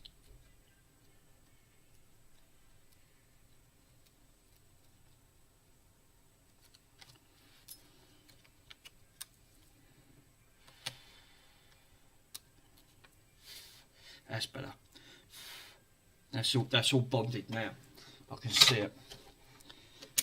I had to crank all the way up to 400 Celsius. That was getting hot really quick. So now I have to take this. You can start filling it. Yeah, they're all bonded. I can see that now. They're bonded as hell. I mean, it's a mess, but I want to see if why. You know, I thought, is it the fuse dropping the voltage too much? Now these are connected to the earth, so these are earthed. So the barrel connection, so that ain't going to make no difference because they're going directly to earth. But now it's not going through the fuse, it's going directly to the barrel. So,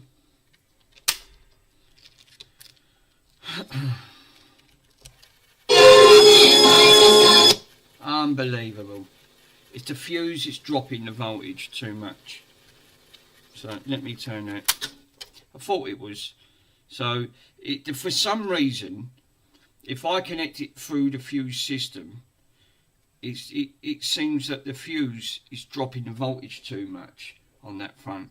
I've gone to the barrel jack connection from that directly. I mean, that fuse is a low amp fuse, but is the fuse, what I didn't take in consideration, and I bet I'm right in saying this, let me turn that off, that works lovely. So is that fuse a 250 volt fuse? If it is, that's why it's not working. It needs 250 going through it. So one of them outputs on that transformer could be 250, and I'll bet that's why it's not working on that front. I didn't take that in consideration. It's not 9 volts. Even though it's coming out as 9 volts, it still needs 250 to power that up. And if that's, yeah, it is. Hang on, let's just double check. Let's read the other end.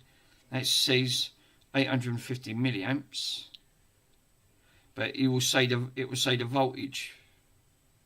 Time fuse 800, 250. There you go. That's why it ain't working. So that's the issue that I'm having. Right, to have this is why it's not volting. It's not getting. I had it connected right.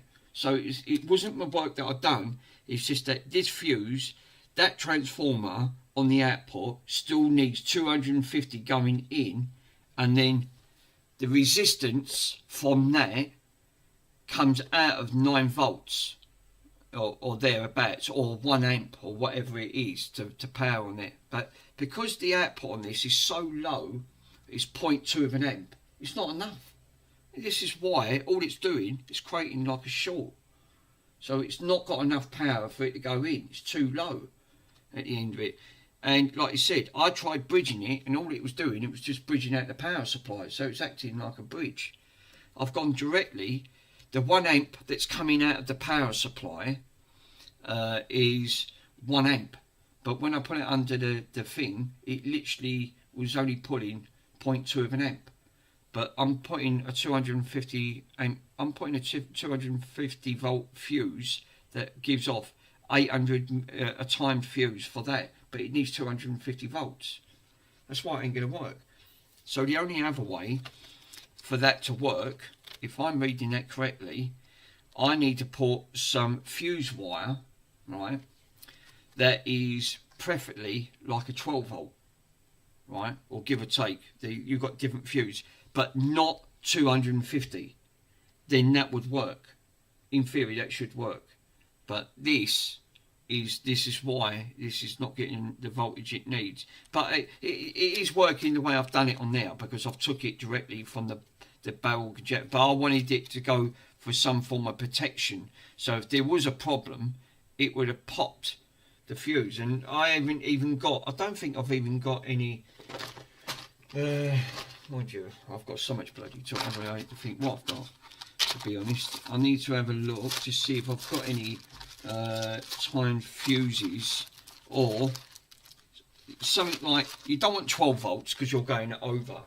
It's got to be roughly around about 9 volts that's going through. But on the milliamp, you want roughly around about, I don't know, about 500.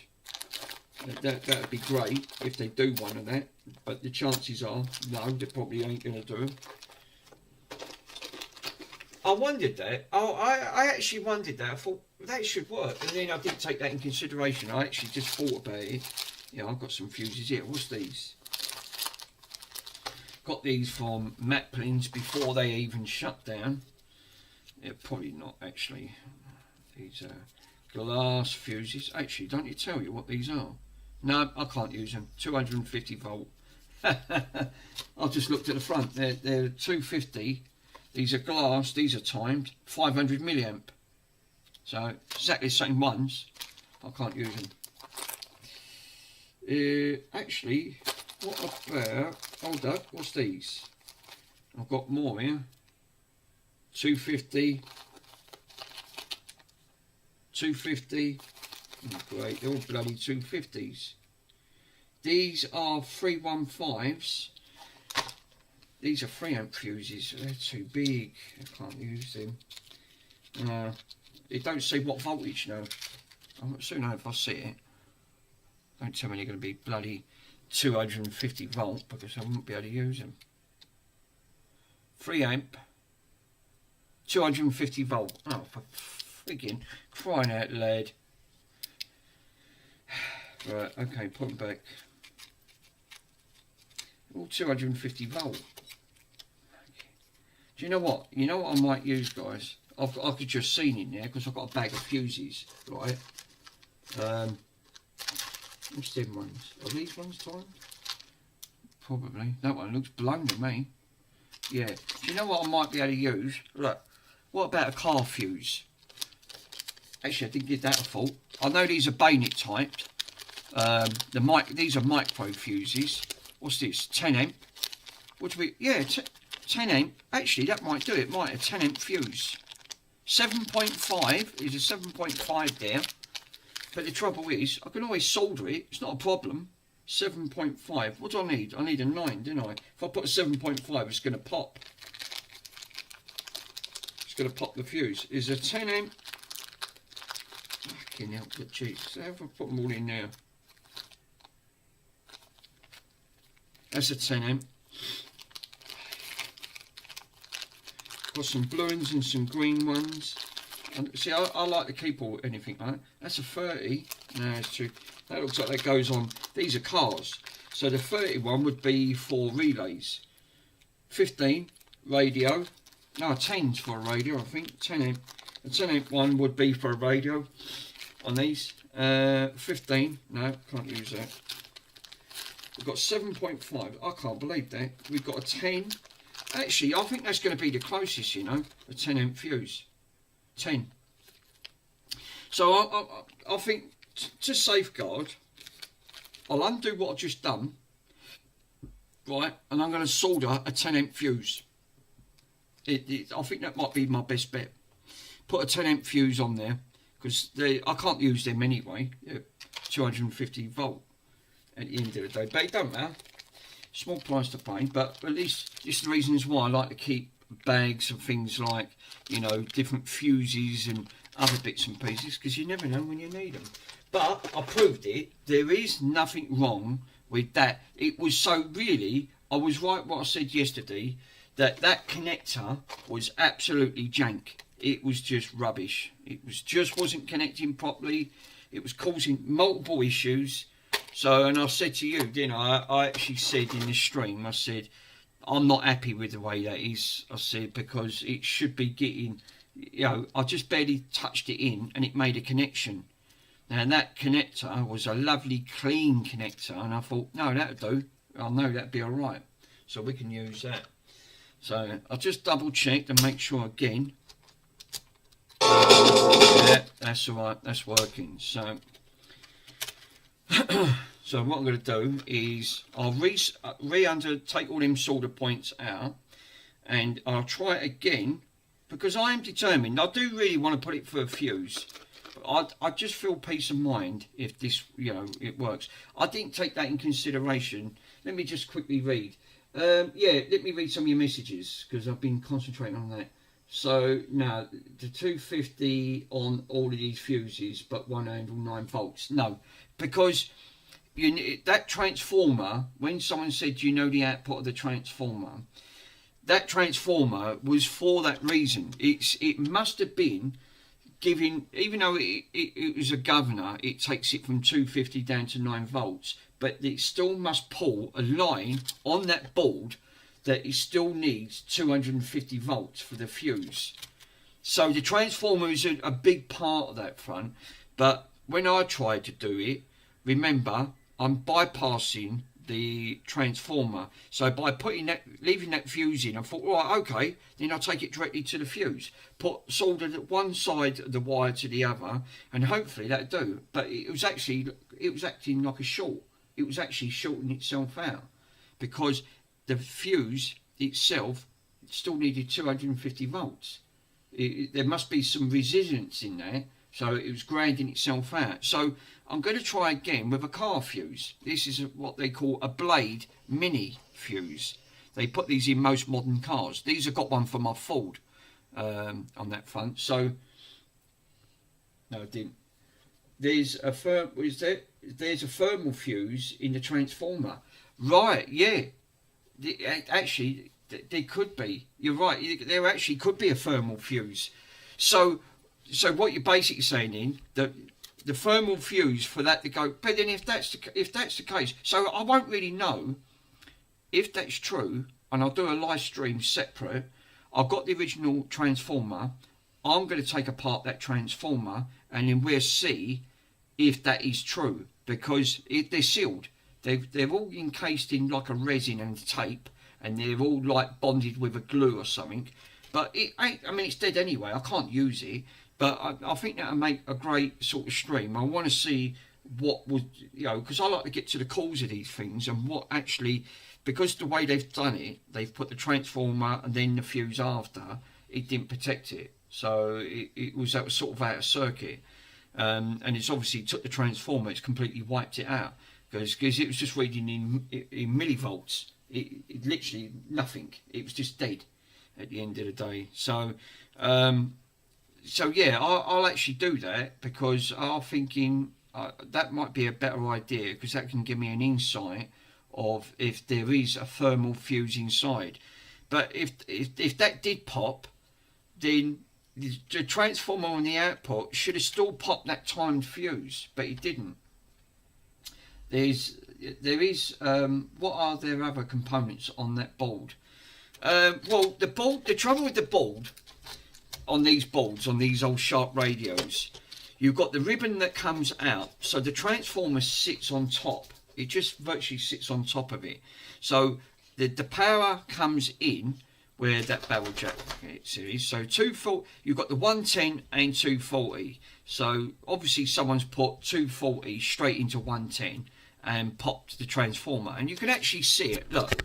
So you can actually see, if I zoom it right in, you can see, I'm not lying, it does say 110 on that front. So let me zoom it right in and you guys can actually see. And then, because it's really laggy on that front. So let me, hopefully, if I zoom out just a tad, you guys can actually see 110. So basically you'll see about 230 and 110 basically, right? So on that front, that's what's happened. So you've got your circuitry going in directly from where it says the SO501, which is your power supply, your RC socket at the end of the day. And then you obviously got 2 pins coming out. That would give you your 9 volts or whatever that would give. And then it goes directly to the fuse. So they've done it the other way. They put transformer first, fuse second. But if you're right and that did say that has got a thermal fuse, that probably would make sense, because if that has, then why did they need a timed fuse putting it on the outside if that did have a fuse inside? Because if they did, they didn't need that timed fuse. It would have just popped the transformer. That's it. Then you wouldn't get no power going out, and obviously that's what's happened here. Something's popped inside that transformer and we've literally got no power going out. So, but, I'm more concerned about, would that be the case? If there is, then why didn't it? Obviously that must have took first, but this didn't even touch. Because looking at that circuitry and the way this is implated, we've obviously got, and I said this yesterday, I said we've got both sides of the circuit of the fuse, right, at the end of the day. This would have been up here, would have been the part of the power supply. You would have had 3 pins. So you'd have had you would have had literally 2 lives and a neutral, right? Which makes sense because the 2 lives would have been, one would have been 110, one would have been 240, the other side would have been an earth coming outside that transformer. So this would have been your input from your switch, right? Because this side would be the top one up here would have been your output. So these are all your inputs. So the inputs on there, that's what it would have give you roughly. One side would have been 110, the middle probably might have been 240, the end one might have been an earth at the end of the day, whatever one it is. And I'd say the end one was an earth because I could see a grand short to that, and it looks like that's where it goes. So these 2 here would have been at the side would have been live, right? So looking at that, once that power goes in, then it jumps straight over to these 2 pins at the top, which would have been your outputs. So these would have just read whatever it would have come out of, 9 to 10 volts coming out, but it would have still had 240 going in. And that makes sense because as soon as it's bridged, one of them bridges over to one of these connectors, and then it sort of goes into the circuit, which it does. And I'd say it's this one. Where's my tweezers? The reasons why I say that might have needed that is because I would say this one would have led into one of the sockets, which it did. And you can clearly see it does. If you follow the trace, right, I followed the trace, it goes all the way down to here, and then it bridges to this pin. Then that pin comes up on here, and then the other one is bridged over, and it goes all the way along, up, over to one of the sides of the legs.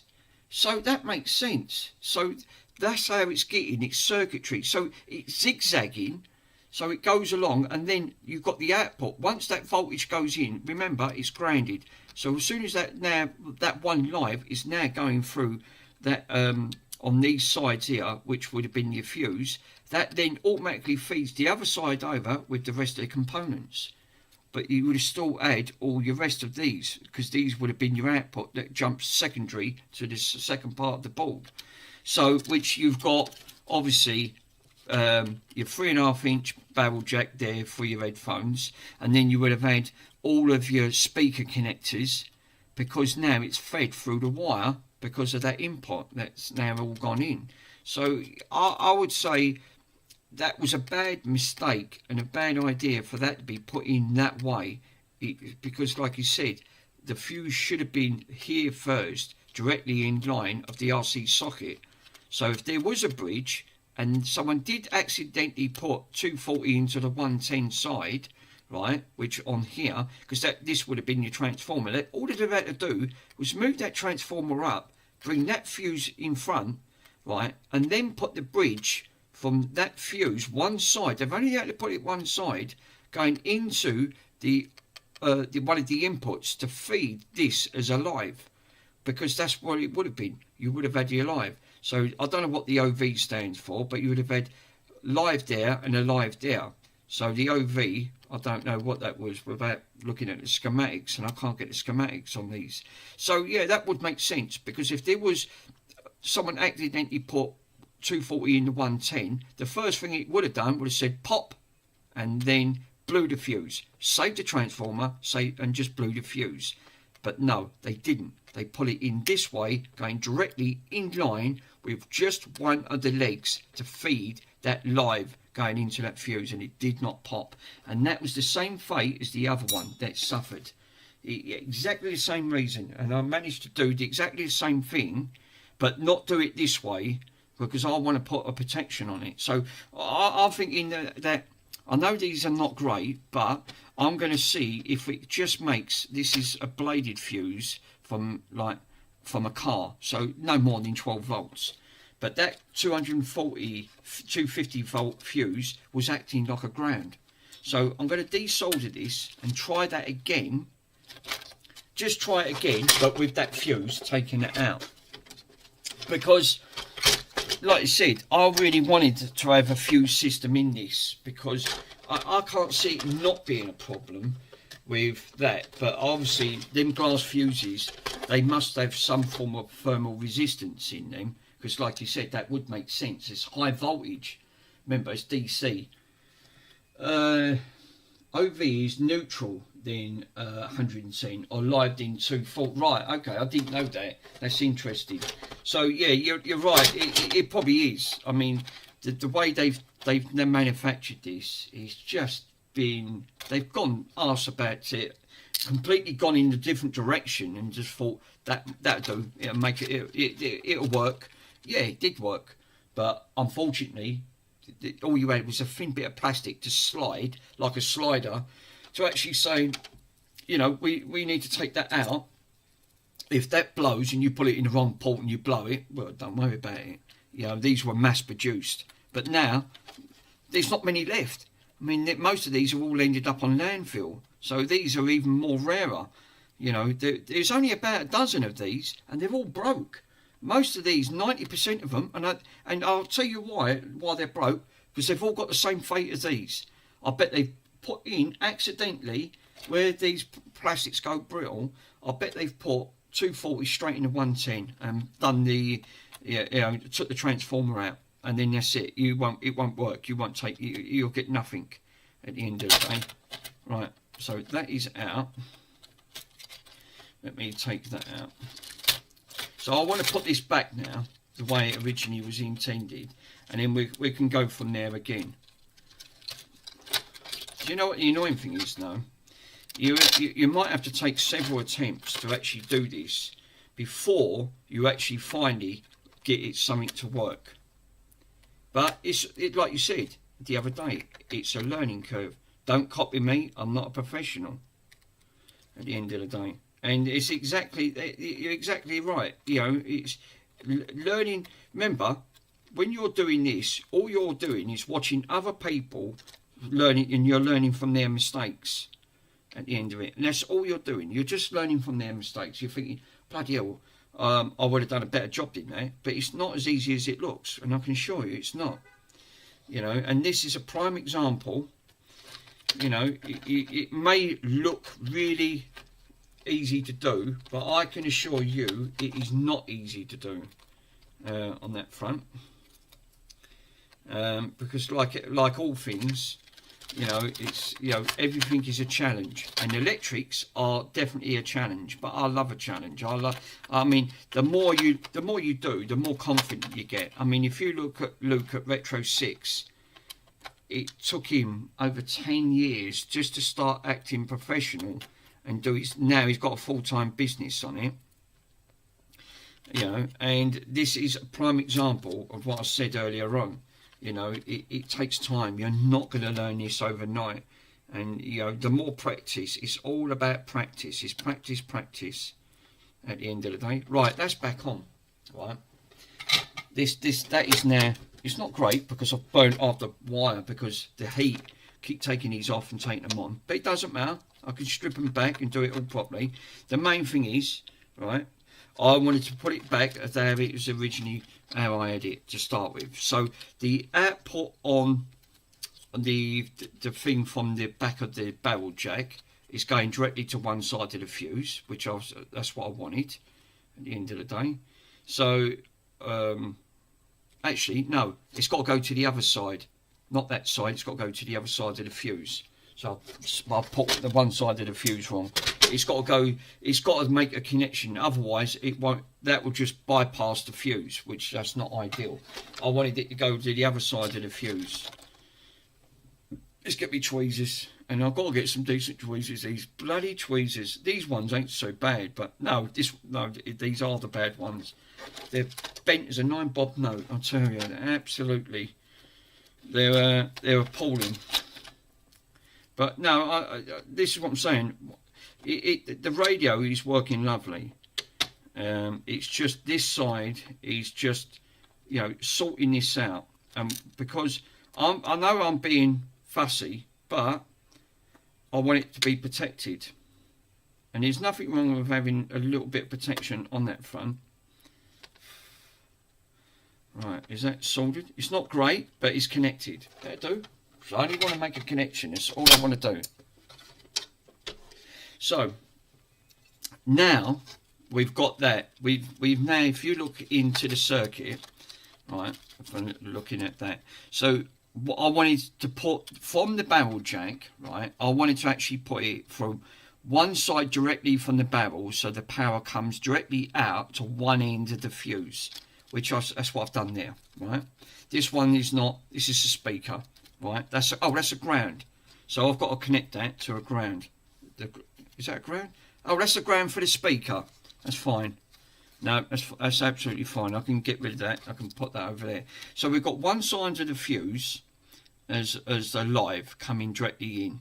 Now the other side, these are going into the radio. So basically what I've done is took these are, yeah, so one side of that is the live going all the way up and gone to that pin on there, which feeds this, right? So that's what it's doing, it's feeding that. So now I'm wanting to put the fuse in to see if that actually physically works. Let's see if that does.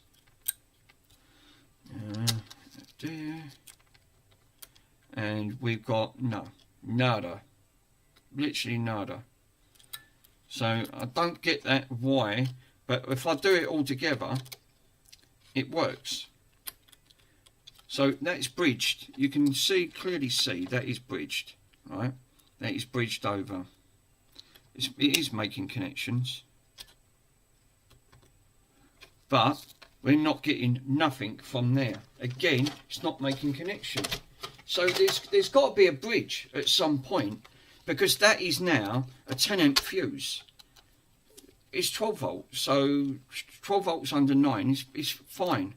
So I don't quite understand why this is not getting nothing from this side to this side, and we should have 9 volts. We should be having the 9 volts on there. Well, it probably would help if I plugged it in, wouldn't it? So let me plug it in. Plugged it in. So no, see, that's grinding out. That's grinding out. The light's gone out. Now it's come back on. So for some reason, it's grinding everything out. Do you reckon? Do you know what? You know what I said earlier on, didn't I? Right? And I was really weary about this, and I did say this. Do you reckon that these components, these ceramic capacitors, are causing a grinder short? Because some of the legs could be grinding, and it could be causing the problem. I've got a sneaky feeling I'm going to say yes for that, and the reasons why I say that, plug the jack in. I did. The reasons why I say that, because when that's in circuit, right, the power is trying to read the rest of the circuitry. Now, when I've done it earlier on, it didn't really make no difference, but because I'm now putting it for a fuse, one side of the leg is going in, like these capacitors. It's only these, and we've got bridges at the bottom here, right? We've got diode there, we've got a diode there, and a diode at the back, and they're going back to front, because it's trying to read it the rest in circuit. Do you reckon if I unsoldered them, right, took them out, that should work? Because thinking about it, it's these that could be reading, because one side's going to be ground, and it could be grinding it out, and it makes sense because it's cutting a power supply out. So it's tried to read part of the circuit, it's tried to read a little bit of the capacitance and the diodes. I'm going to take them out. I think it's a sensible move, right? I'll boot up me thing, and I'm going to take these out and give this a go, because I personally think that is exactly what's happening. There's two capacitors, ceramic capacitors, and two diodes, one going up, one going down, but the other side, it's like you said, they look like they're grinding out. So one side's going into the other circuit that could be reading, that going back to this, that's causing the issue. So by pulling them out to one side, I think that might just about do it. And then it can't read the rest of the circuit then, because there's nothing in the line of for them to be touching. Because that 10 amp fuse should be more than enough to give that protection. I mean, it's like you said, it's a learning curve. I'm learning as I'm going along. I've got no schematics on this. This would help if I had schematics, but there ain't. All you got is a service manual. The service manual don't give you nothing. It just tells you how to service it. But it don't tell you, like you said, you're getting something from the early 90s to have something like that.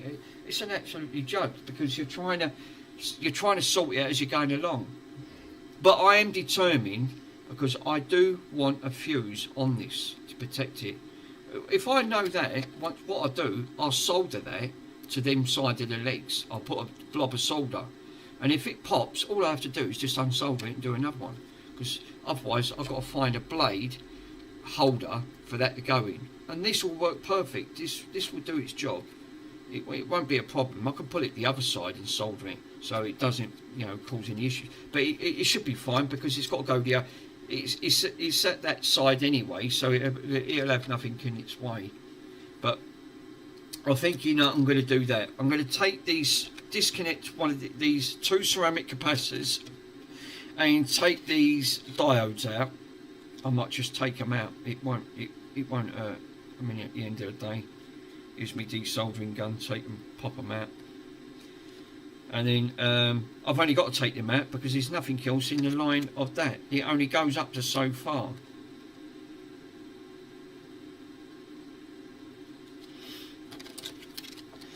Let me just double check to make sure that don't, because I'm looking at that.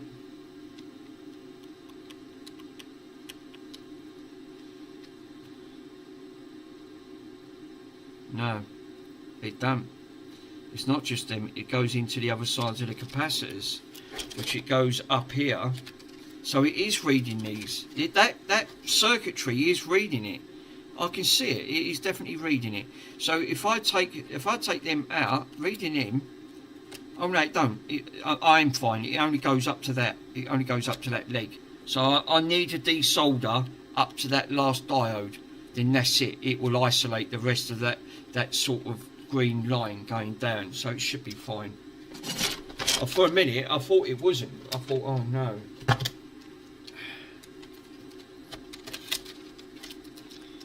Which is bloody frustrating, because, like I said,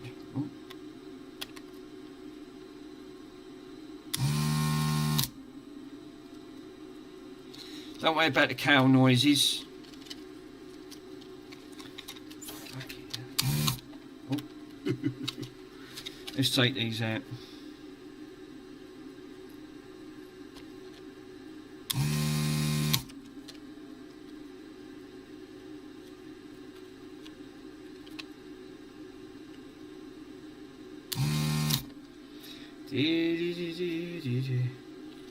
Have we got any ceramic capacitors in here? We bloody have, because it's sitting on one.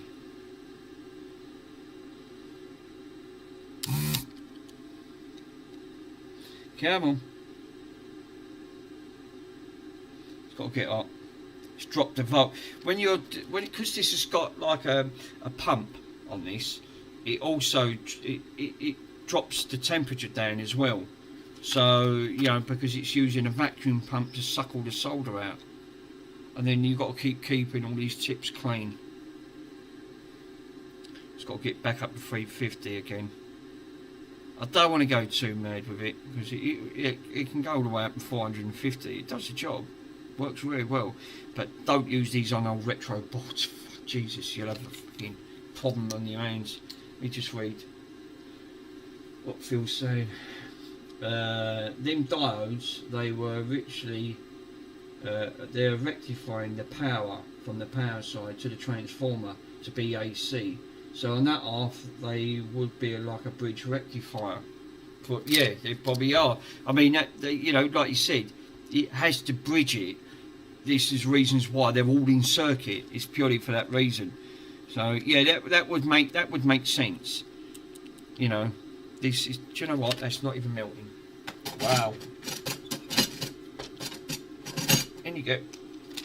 Turn that one off. Put this one on. It's up to 400. It's alright to take the rest of them components out, because look, they've come out. See, look, them solder suckers are fantastic. I love them little machines. They're a little bit expensive, but you know what? You pay for what you get. I know they're not the greatest on that front. Desoldered. I've just got to desolder up one more.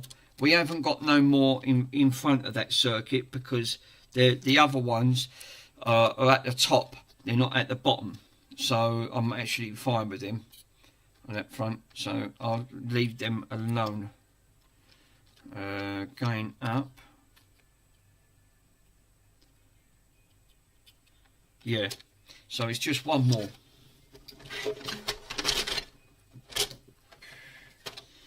I've got to take the other one out. So where that other wire is sitting, which is this one. Oh, I mean, like you said, it does make sense on that.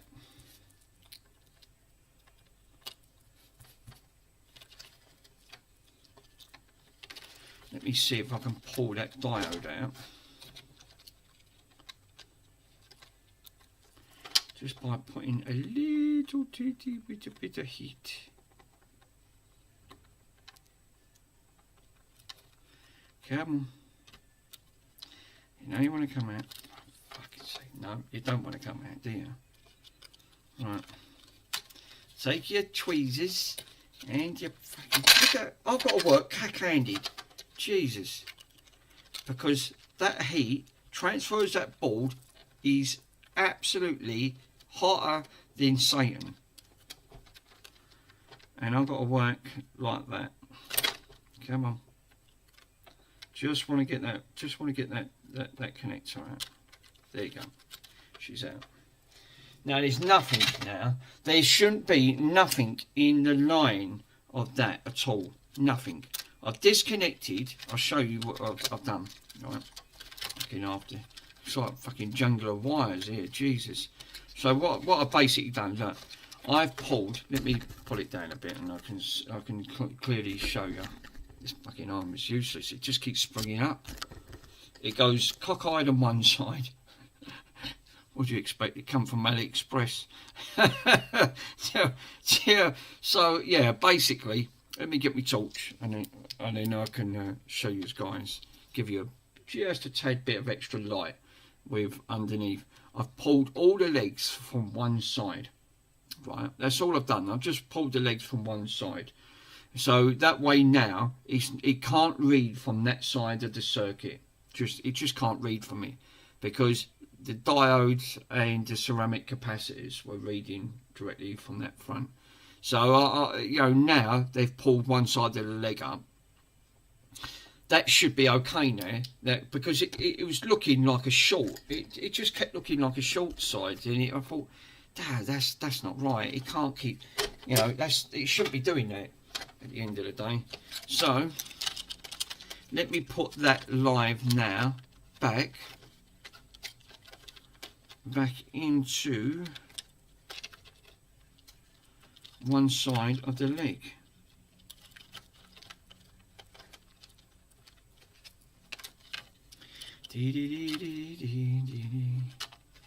Right.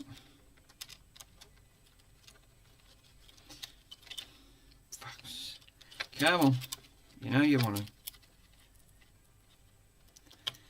Tweaky.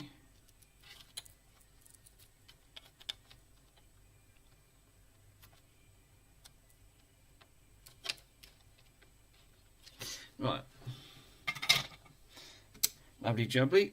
Right, so that should be out of the rest of them circuits now. They're not popping in, they're not causing any issues. So let's see. That should now make a difference. Now let's switch her back on. Lovely. Unbelievable. So let me talk over that, because otherwise I'll get there. That's unbelievable, isn't it? So even though that was relying on that side of the circuitry, you know, now it's all up and running, and it's going through a 10 amp fuse. So I thought, oh bloody hell, that's, at least I know now. I can now tidy him up, so that's good. Right, let me turn that off.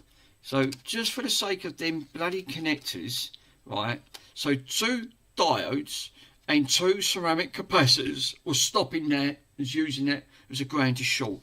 I know it sounds daft, guys. Should I put back, I'm going to try that 250 volt I'm going to try that fuse. Just see if that was actually causing it to go ground, you know. Because this is what I didn't understand.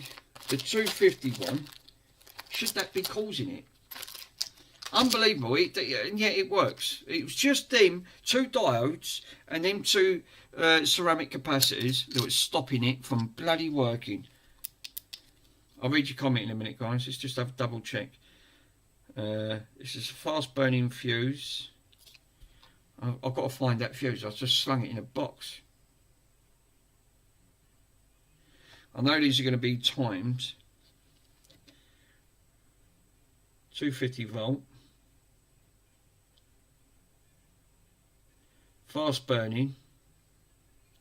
This is a fast 1 amp. So that'll do. So let me put that back in, right?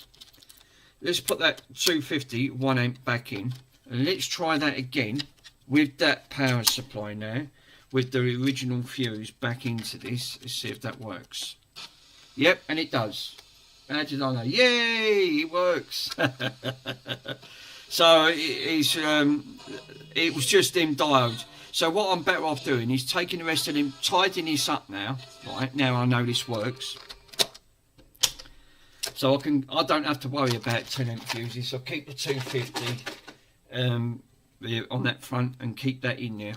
So that is now connected, and we have got an inboard circuit of a fuse, and that's all I wanted to do. You know, like I said, I wanted to come back to it because I thought, no, it's the best thing ever.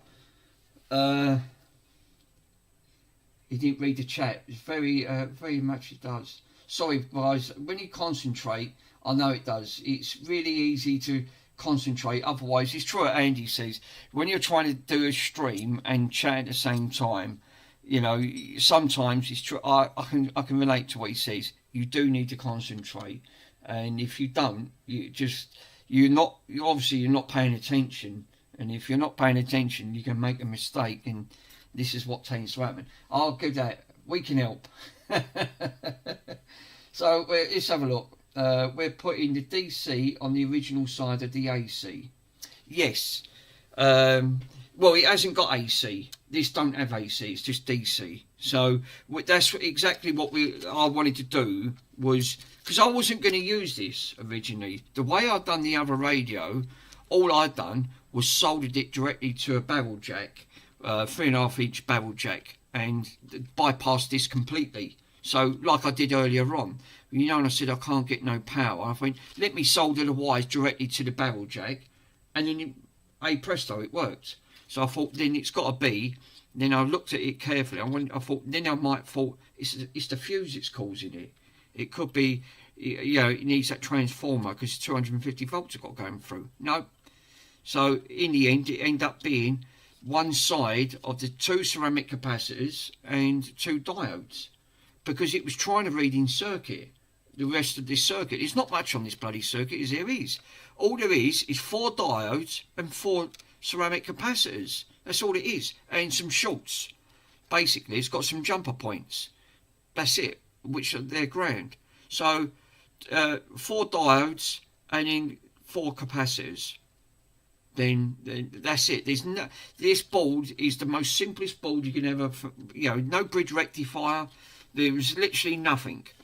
So it really, all it was, your input for your 240, your transformer, fuse, 4 of diodes, 4 ceramic capacitors, and hey presto. I mean, blimey, they couldn't make that much more simple. I mean, you probably could have got a simple design on a breadboard and then gone from there. But the main thing is now, I can now tidy this up, because these ain't the greatest.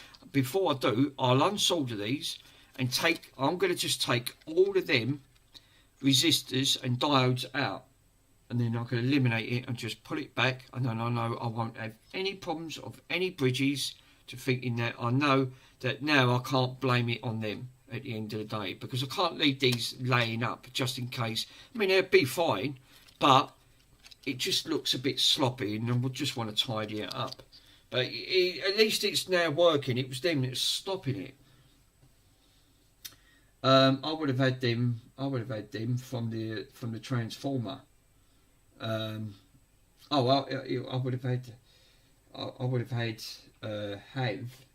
had them from the transformer. Yeah, probably. Yeah, what the actual the connectors? You mean like the diodes and the ceramic capacitors?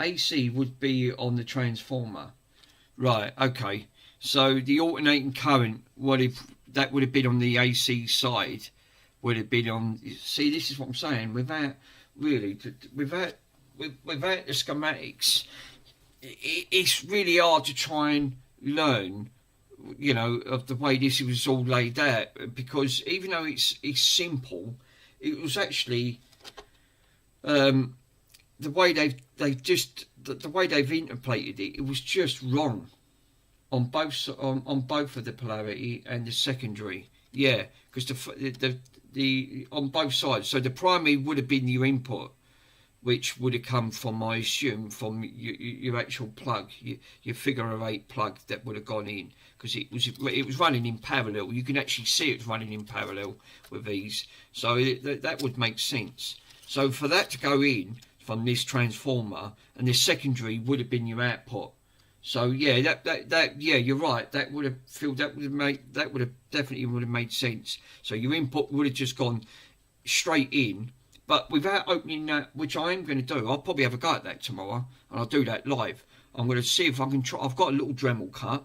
I'll splice that in half, and let's see if there was a thermal fuse inside that, because I'm very curious to see.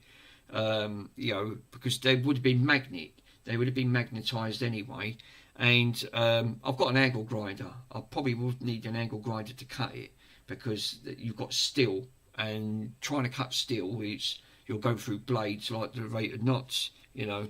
So yeah, I probably would have definitely gone through that side. But so now what I can do, I will take these back off and take the rest of them 4 caps and 4 diodes off completely. Just tidy the board up. I can't use it anyway. I just can't use it. But at least that way, I can then put it all on the board, and it is now going for a fuse, which I really wanted to do to start with at the end of it. So if there is a problem, I mean, that did work. I could have actually just soldered that 10 amp fuse straight in, which, you know, but the trouble is, that being 250 volts, right, and a 1 amp fuse, would that, even though the power supplies are 1 amp, right, it gives off 1 amp, because it's a 250 volt fuse, would that, even if there was a ground to short, would that still pop that? And that's the trouble, you know. That being a 10 amp fuse, 12 volt, is a big difference.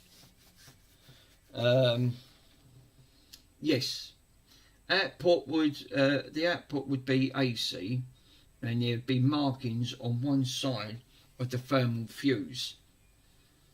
So yeah, so what you're basically saying is that one side, even though it will still give you protection, it will still be enough to give you some form of protection if there was a ground to short with the power supply. Because even though that says 250 volts, don't mean that's what its limit can take. So if you try to put a 300 volt in through that would instantly pop. That, I suppose, that's its maximum protection, what it can take. So even though the resistance can take 250, even though 9 volts will pass through because it's grounding through, it's the inside of that resistance wire, that thermal wire that's inside, that is 1 amp. Is that what you're saying? So that will still give you protection. And if there was a ground to short, there'd be enough there to pop that fuse, because you're matching now the power supply for what that gives off. The voltage reading on the car ones is for thermal connections. Right, okay, that's interesting. Yeah, because thermals, yeah, like you said, you can put 400 volts into it, but that would be the rating on would be half. Right, okay. Thermal. So yeah, so what would you guys recommend to best to use for protection for 9 volt 1 amp on that. Would you keep that glass fuse in there, or would you use the 10? Would you use that little 10 amp thermal fuse, one of these ones, which is the for the cars?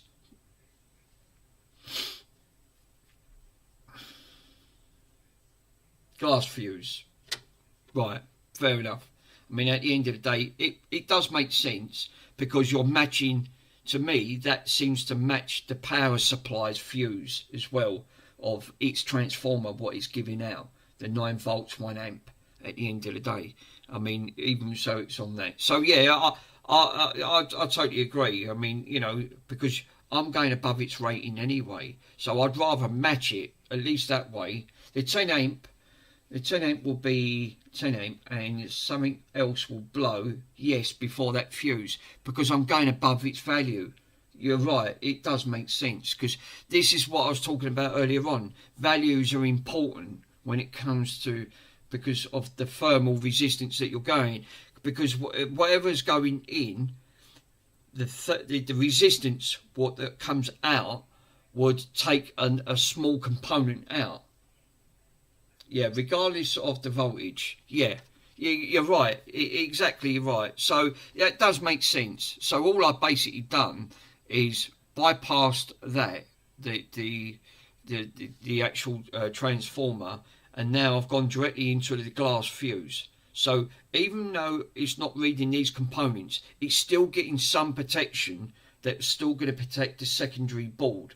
So if there is an issue, and it does, there might be enough resistance in that to pop first before it takes something else out on the secondary board. Because that's what this board would have done if it was done correctly. If the fuse was before the transformer, it wouldn't have gone. So it would have protected the transformer, it would have just popped the fuse.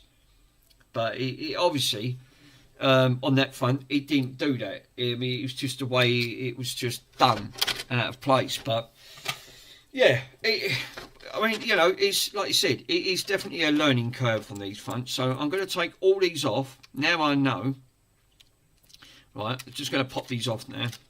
And now I know I can tidy all this up properly and take the rest of them out. So it was that was stopping it. It was causing it like a ground point, really. So I'll keep that one where it is because I don't need that. All I need to do now is desolder the rest of that. Take the rest of them diodes and ceramic capacitors. So let me boot that up. Let that warm up first. Feel. So whatever you take, what takes out the fuse is known as the load. The radio draws in the current regardless of the voltage and working on there, so there is no need for the fuse. Therefore, the transformer, as it will be to be plugged, is in the plug. Yeah, I know what you're saying. I know it's, but all I wanted was it was secondary, because like all transformers, for what I've learned, like even with the early days, regardless to what this says, this was reading 12 volt 1 amp, right? So this is actually reading 12 volt 1 amp, but because this is a multi adapter one, you can alter its value. That's the maximum it can go. So you go 3.4, 5, 4.5, 8, 6 and 9 and then 12. I've got it on 9. So this is in reading, looking at that, it is a 1 amp fuse inside the transformer. So basically this is the reasons why I said I'd rather match it and keep it exactly the same of its value. The adapter will not have a fuse inside. Right. Cheers, Phil. Yeah, you're right. It probably won't, because with most of these type of adapters, all they are is, like you said earlier on, a bit like this. It will just have a transformer inside, because they, like they said, they could put thermal fuses inside the transformer. So if it does get wired wrong or there's an issue, it pops a transformer, because these are cheap enough to buy anyway. But the way they was looking at it on the radio, they was copying exactly the same.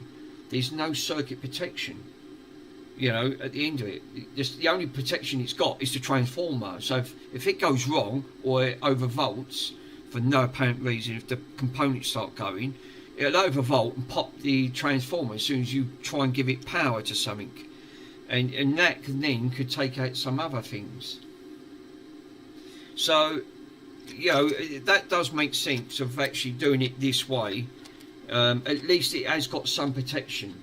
You know, it's not the ideal, but it is, because I'm bypassing the transformer side. So all I've done is just literally going directly from where the fuse was going originally anyway. So I'm not really bothered, but it is, now I can breathe it easy. It was the bloody components that was causing the problem to stop it from powering up. But at least I now know from since yesterday that connector was absolutely junk, that was stopping it from loading up properly at the end of the day.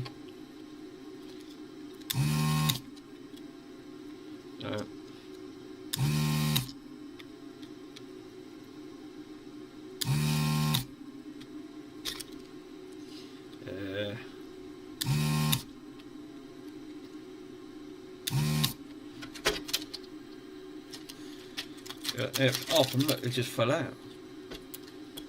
That's out. Is that out? That one's out. That's out. I'll have a reading in a minute, guys. Give me a minute.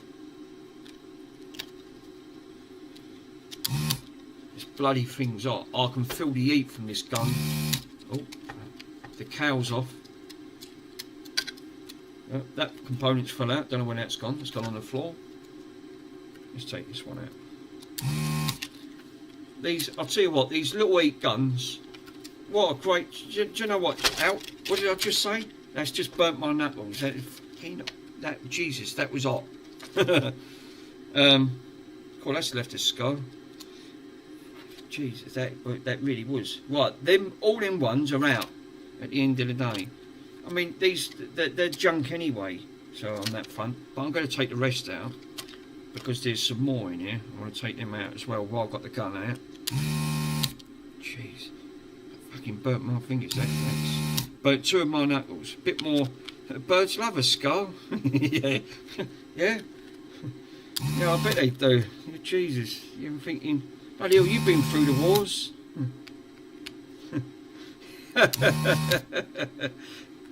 Sorry, Cat. There's the...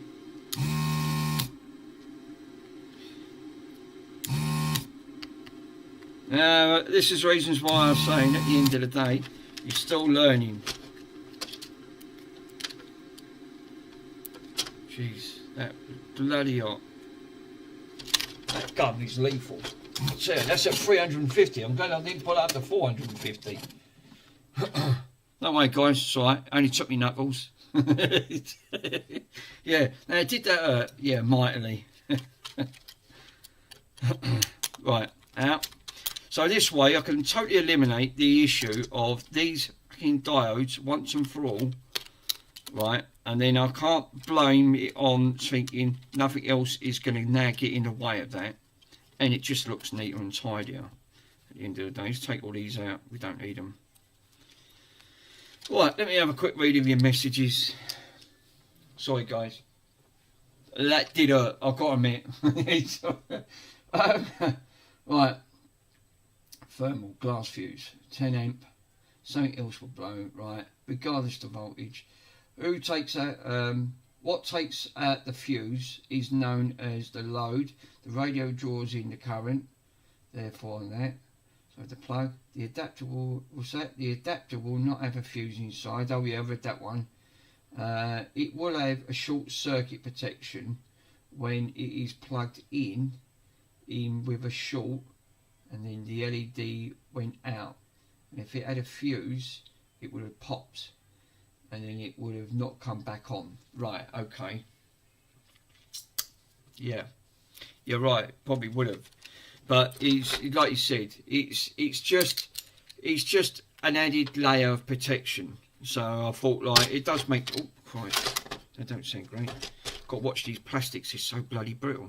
Right, so yeah, you're right, exactly right. So the main thing is, what I'm going to do is that if I snip these off now, because these are burnt so bad on there. That one's alright, that one's fine. Where's the other one? I had 3. So I had 1 on that one on that one, and that one there. So we can do that one. We'll take that one, we'll cut that one back, we'll prune it.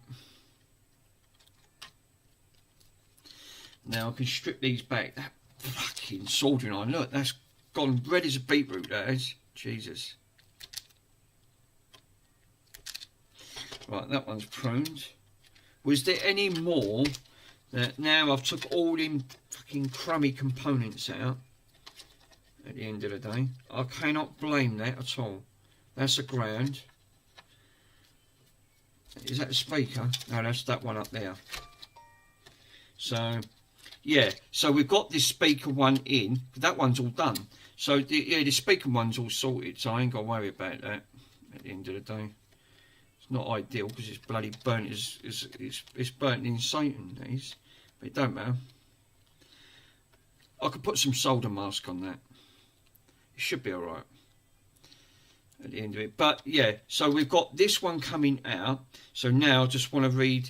So this is coming from the battery side. So the battery one, really, I want going on to, because you've got one side of the protection now, which feeds that. So anywhere along these now, we can now put these, solder these in.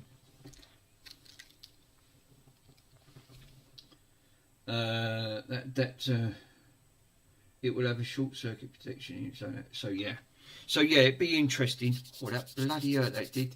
That did have that burn. This is what I was saying about with, you know, soldering irons. Another scar on my hand, just like with all the rest of the others. So yes, you got to see. It's the fun of. It's the joys of spring in it. I mean, you know, it'll all work in the end. That's the main thing. Right.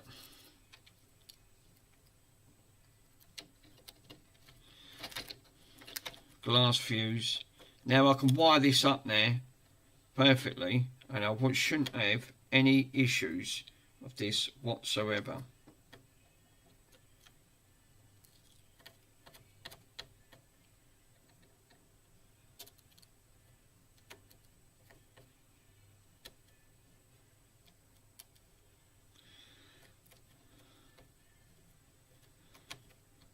Because I wanted to keep this radio.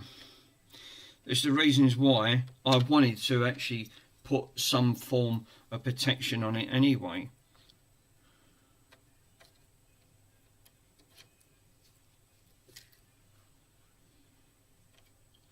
Grabbing that wire because I can see that's getting hot.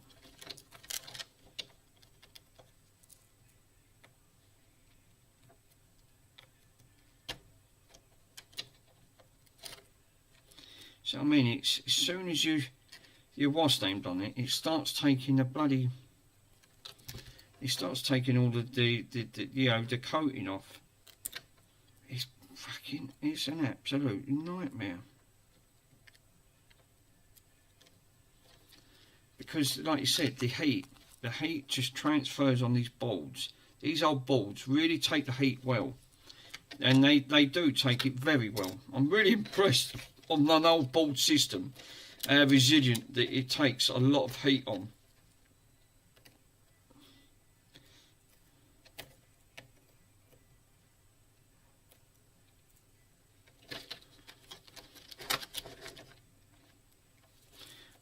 You know, like you said, you're trying to get your soldering skills to, like,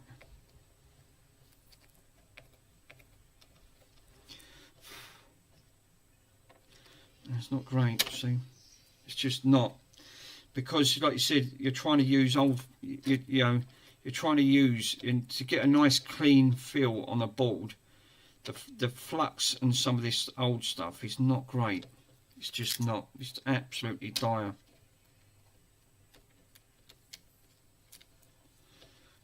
Ouch. That's better. That's how I like it. Just like a little dab. As Del Boy says, a little dab will do. That's much better. I'm more happy with that. I like that. That is good.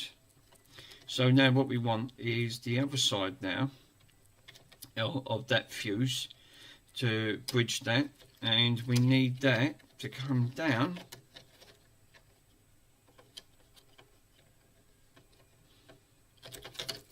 Yike.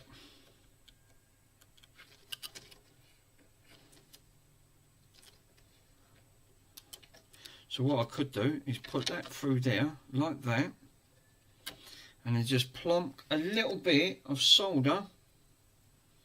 Sorry guys, I know you can't see because like, let me move the camera over so you can see what I'm doing. I'm trying to balance it, so you know, because this bloody soldering iron. Perfect. Look at that. That's just looks like that's come off the factory. My fingers are still burning. They're still bloody burning. That's unbelievable. Right, that should be it. Right, should be it. So we've got the connectors for the ground. Right, we've got the live coming out to one end of the fuse. So the barrel jack one there. If I follow that going over, that goes over. Back. That's where's that going? So it's going barrel jack underneath there, out, and that's going to the battery. Then the other wire is coming out of this board into one side of the fuse, right? So it's looped. So what it's done, it's gone now directly to the fuse. It's not being bypassed at all. So it's directly gone to the fuse. So we've got the ground, it's just gone to ground, and that should be it. That should be it. So that shouldn't be any issues, and that just looks cleaner. And now there's no other components grounding yet. That's not going to short at all. So, yeah, she's working. That's lovely. So now that not only looks better, but that is now working nice. So now I can finally put all this back, and after a little bit of dab of glue on that front, so turn that off, and that's it, it's done. So no components are going to ground to short, and in there it's got a proper fuse. If it has got a problem, it will sort it out. It will take that out. So all I need to sort out now is this end, which I've got to sort out. I mean, really, I should sort these out, but it'd be fine if I put that in. I could put a little dab of solder on that, just a little dab to hold that in with the speaker.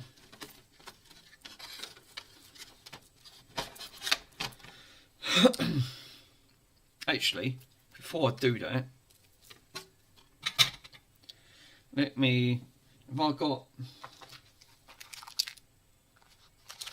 sorry guys, I like to show what I'm doing, so let me just move that, because it's got about a bloody 4-second delay.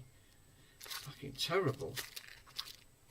So, I like, because otherwise, what's the point of bloody streaming if you can't see what I'm doing? You know.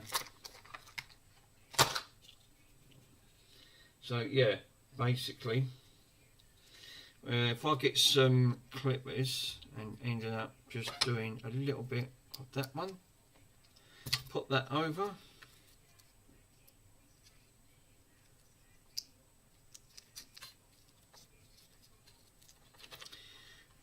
And then we can finally, I can finally call this one, it is now officially done, because now I won't have to open this back up, and it can stay exactly where it is, because now I know if there is a short, I know it's now got protection, it's got a glass fuse inside it, so I know that I won't have any problems.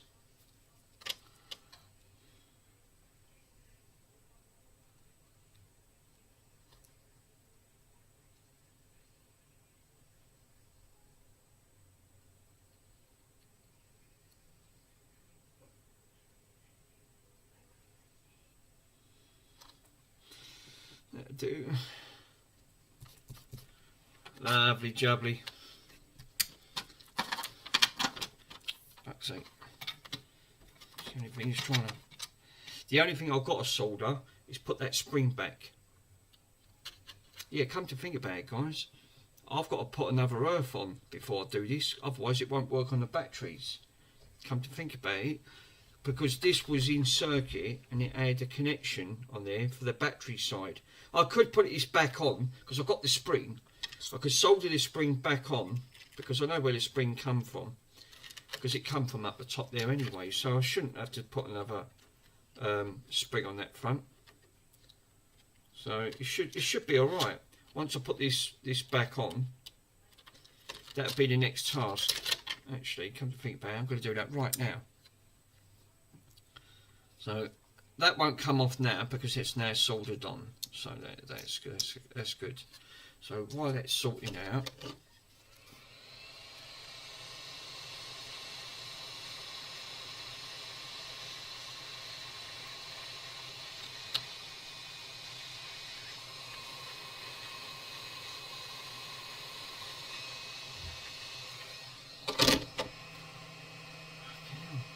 do you know what?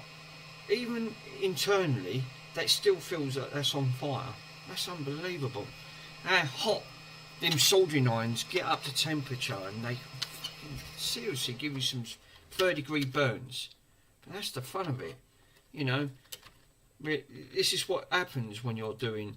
Even professionals, I've watched professionals do things, and I thought, Jesus, you know, and they do it day in, day out, and yet mistakes still happen. Well, you're gonna, you know, this is what's always going to happen with electronics. You know, I've even seen the professionals thinking, bloody hell, you know, you can see how difficult it is. Definitely. So what I need to do is put the spring back. Now, before I put the spring back, I need to get the spring in the right orientation, because I can't move with these wires everywhere. So now we've got the earth out, and this is now all working lovely. I've now got to put this back in, which it goes there. It should do. Sorry guys, yeah, let me bring it over. So you can see what I'm doing. So this should sit.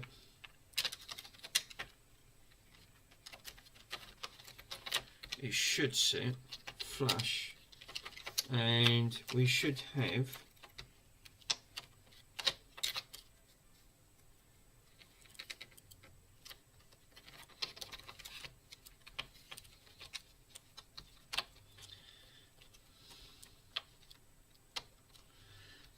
it should sit there. There should be another. Yeah, something's not sitting right with that. Yeah, that feels a bit better. It does. So basically what I need to do is put this spring back in. Right, so I need to put the spring back in there. And it's got to sit at an angle with this spring.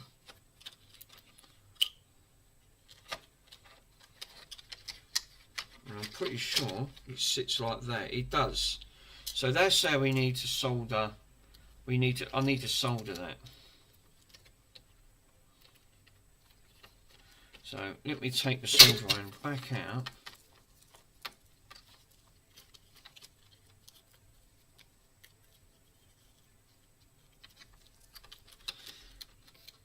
Otherwise it's not. Oh Jesus. I've got to take all this fucking wire off.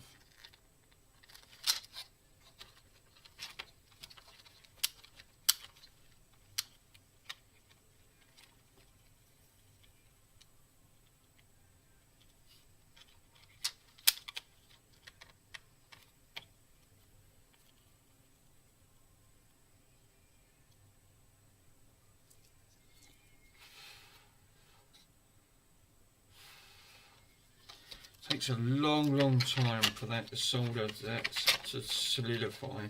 but it's got to sit there. No, that's got to go down. See, that's got to go. That's got to sit down more. So this has got to sit flush.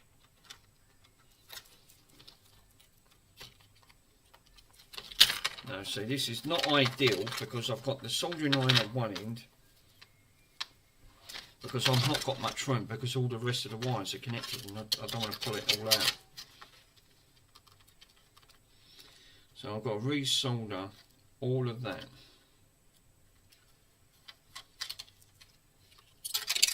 No. Yike.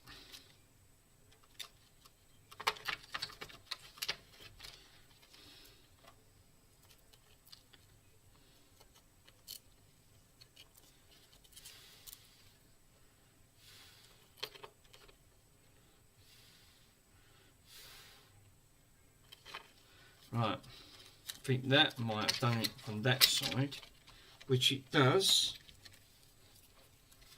Does it sit in? It's got to sit in that slot. Got to watch it. I've got a red hot soldering iron. Ouch. It's got to sit in. Fuck, Jesus, that's a lot. Do you know what? Not a good idea with a soldering iron in your hand and you're trying to put it in at the same time. This has got to sit.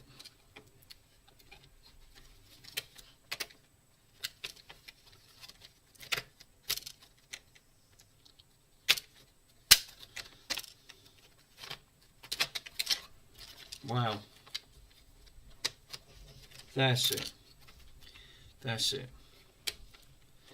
That's it. Because it then sits perfectly in line to that. So that then should give its resistance. So I'm going to keep that where it is. Take that back out. Now solder that. That wire. I only need to solder that wire. Just keep it exactly where it is. And just solder that wire right there.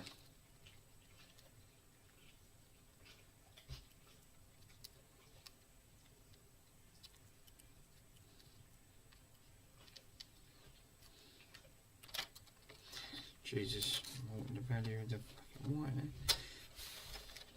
Yike!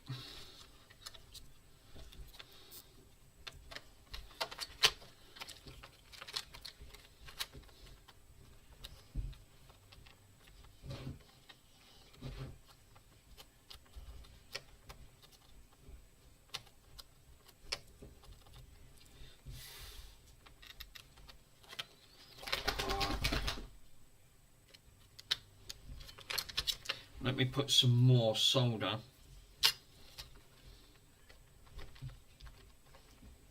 Careful not to melt any of the plastics.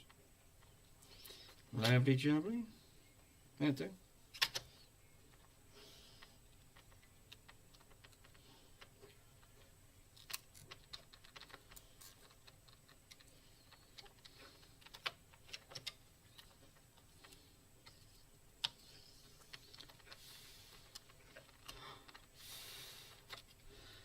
Is seriously hot. I mean, that is unbelievably hot. I mean, it's fucking all, dude. It's at 400 Celsius.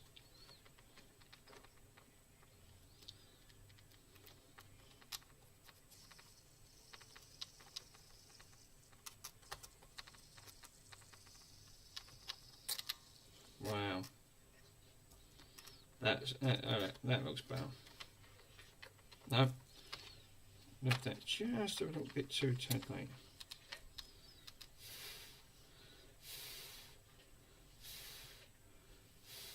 That's solidified. That's it. That's solidified. It's bent that pin. Yike. No. That is not good news. It looks like that is broke away from the actual board itself.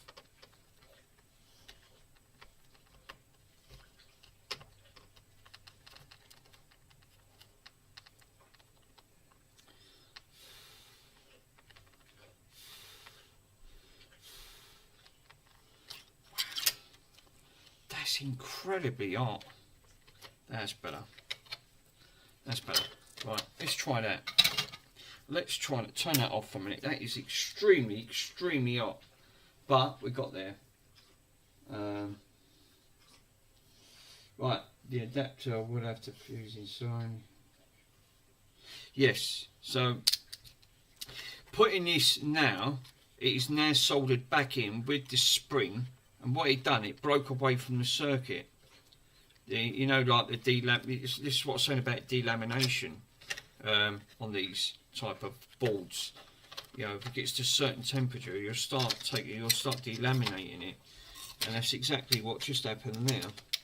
Temperature, but because I'm using old solder at the end of the day, which is not helping.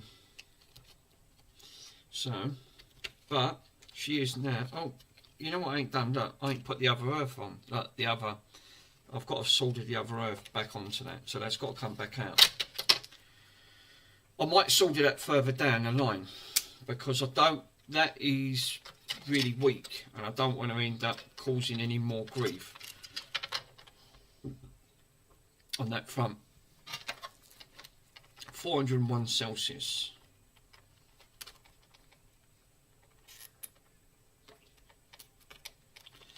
Yike.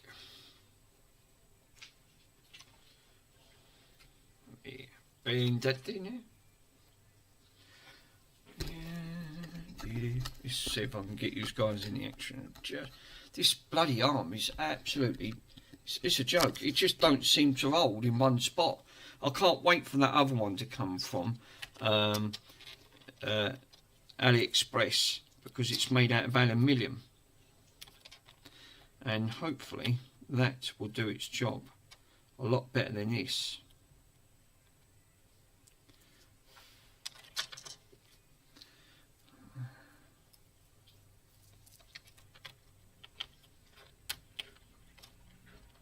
Big, nice big blob of solder. Yeah, look at that.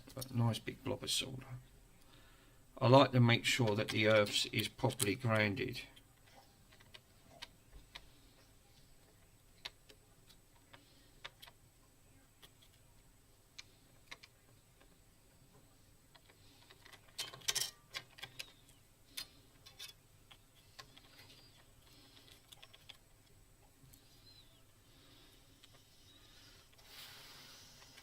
That's it.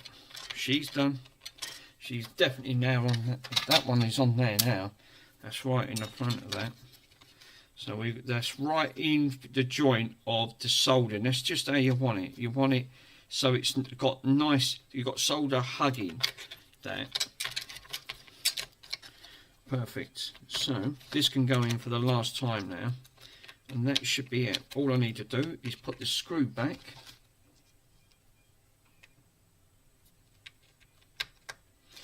Which I have got there. I need to tidy up on this bench. It's literally, it's so dry, it's unreal. So what we should have now, we should have the full circuit protection now on that front. So looking at the radio, the remaining radio, let me just quickly plug that in. So now that's in, and it's all properly soldered up. Lovely. Yeah, left and right works. Yeah, that works. Lovely. And that's alright. Yeah. Copyright. She works. So we've got the full protection in that now, and I know at least that it's peace of mind for me. It's now got a it's now got some form of fuse system on that. So I mean that's all soldered up. That's all put back. So really, all I can do now is just put this back, and it should be all done. So on that front, let me take that out there, because that's not going to go well. Before I do anything, let's just have a quick tidy of the desk now it's all done. So we haven't got no bad power supplies, but that was worrying me. I thought, why ain't that working? It should work. I mean, it's weird. What's this? 9-volt regulator, battery, laptop. Oh, right, okay. Must have stripped a Toshiba laptop down and took the battery regulator out of it at the end of the day. So let's just cut that solder wick off. Lovely. They can all go in a bin except for that. I need them. Like that. Wire. Bloody bits of wire. It's always like, you know when you want like a little bin or something, just to put all these the mess that you end up cutting the residual bits of wire off. Do you know what? My hands have only just started to cool down in knuckles, where my knuckles where they've touched on there. They was red raw. They've only just started to, you know, the temperature's just started to come down a bit on that front. Yeah, that's buggered. That can go in here. That can go in that one. The end of it. We've got connectors there. I've got to try and look for the battery things now. So now we've got, I will test the batteries, but it should be alright because this was only going to be a grand. The live's up the other end. So I can't see why the batteries shouldn't work. But I'm going to try the batteries in it. At the end of it. So we just want to make sure. Just want to put all these screws back into this. Because I've got 1, 2, 3, should have 6. 4. So how many we got there? So it's 3, 4, 5 and 1 short. Yeah, she's hiding. Come on. Come out. You know you want to. Right. Well, it's got 5. God knows where that bloody other power supply is gone. Yeah. So yeah. Right. We've got another. We've put that in. So I've got one. I don't like the idea it don't have another screw to hold that in place. I suppose it wouldn't need it, but I thought they would have just put one in, but they obviously didn't. So residuants, right.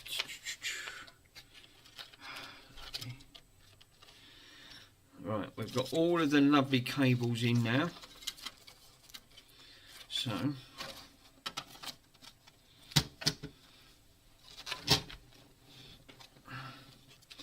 all I need to do is just sort. Where's that other one? Yeah, that had this, didn't it? That's right. I think it did have that. Can that one come out and put that one in its place? Because some of these wires, they want like, they're all bending and things like that, which is not ideal. I don't want to end up breaking stuff on there. Is that one's got to go in that one? Can I think that one goes in there. I think.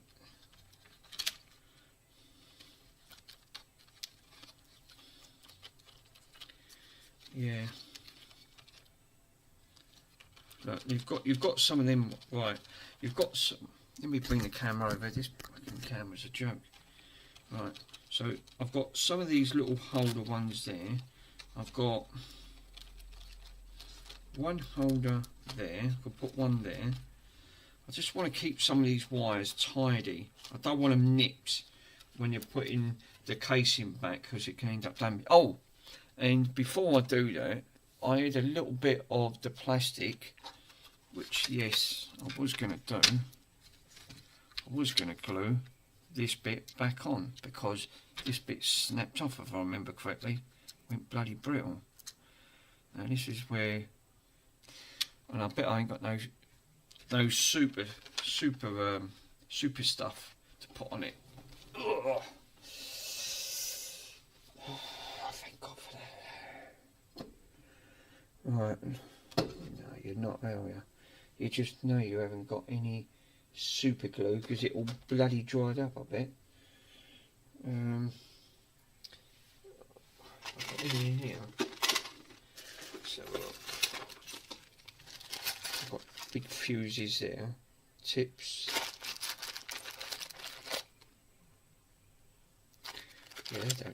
latest today. I need to order some more tips for that soldering iron, because them ones, I've put them through the pace. I mean, I've used them and used them.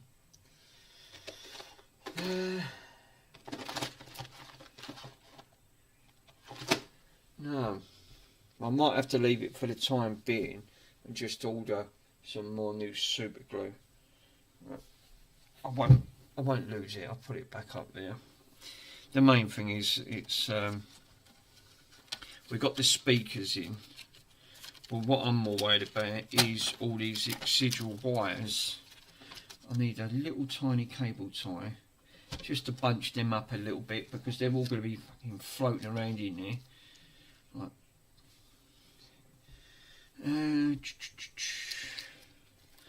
take them out.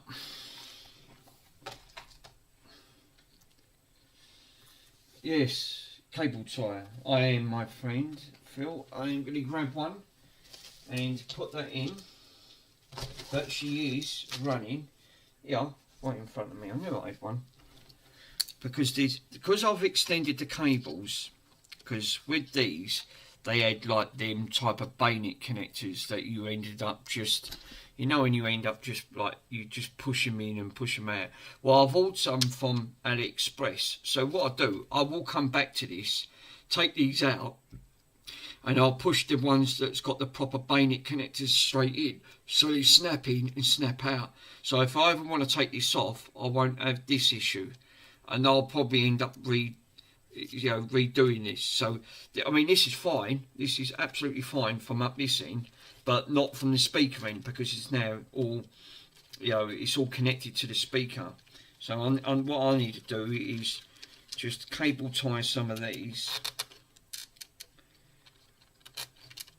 and then because of the bypass that I've had to do,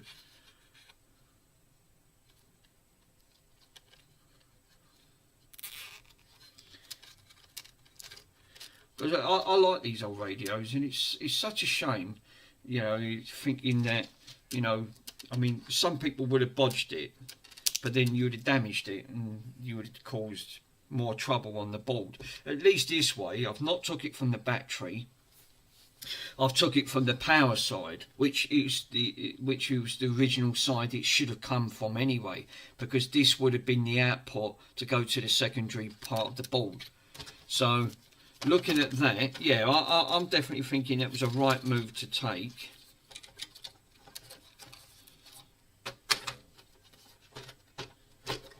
I don't want nothing getting in the way of the wires for the fuse or anything like that.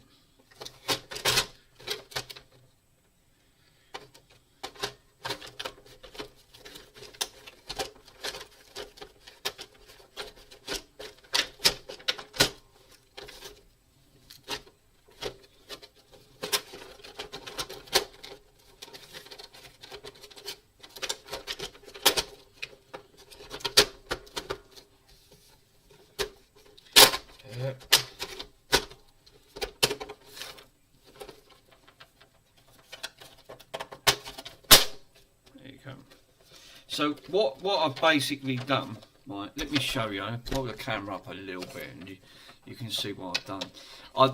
Before I went online, I marked out the holes where that wanted to go with a little bit of masking tape. That's why I always like to keep a little bit of masking tape.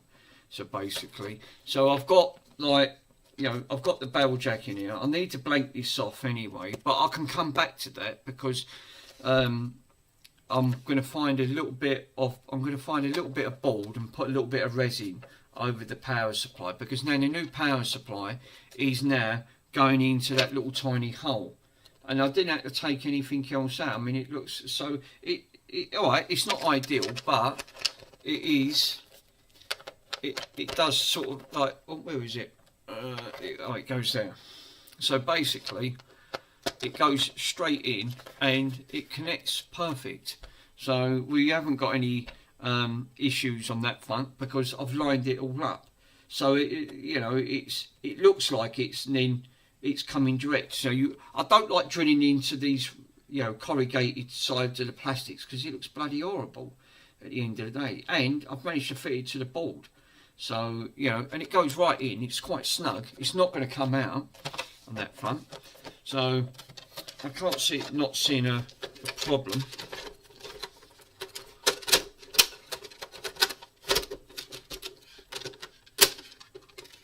That's it. So, what we've got now, we have got the radio on that front. It opens and closes, and we have the let's put some of the dials in. Where is it? Let me put them in. So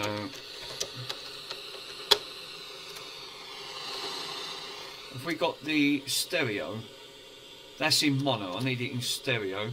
It's in FM. So yeah, that's all right. I can actually hear those. That's actually. And I can now have this in like the kitchen, so it actually don't look too bad. So yeah, lovely. Let me try a tape. Can't see it. Why? Choo choo. I'm good at choo choo.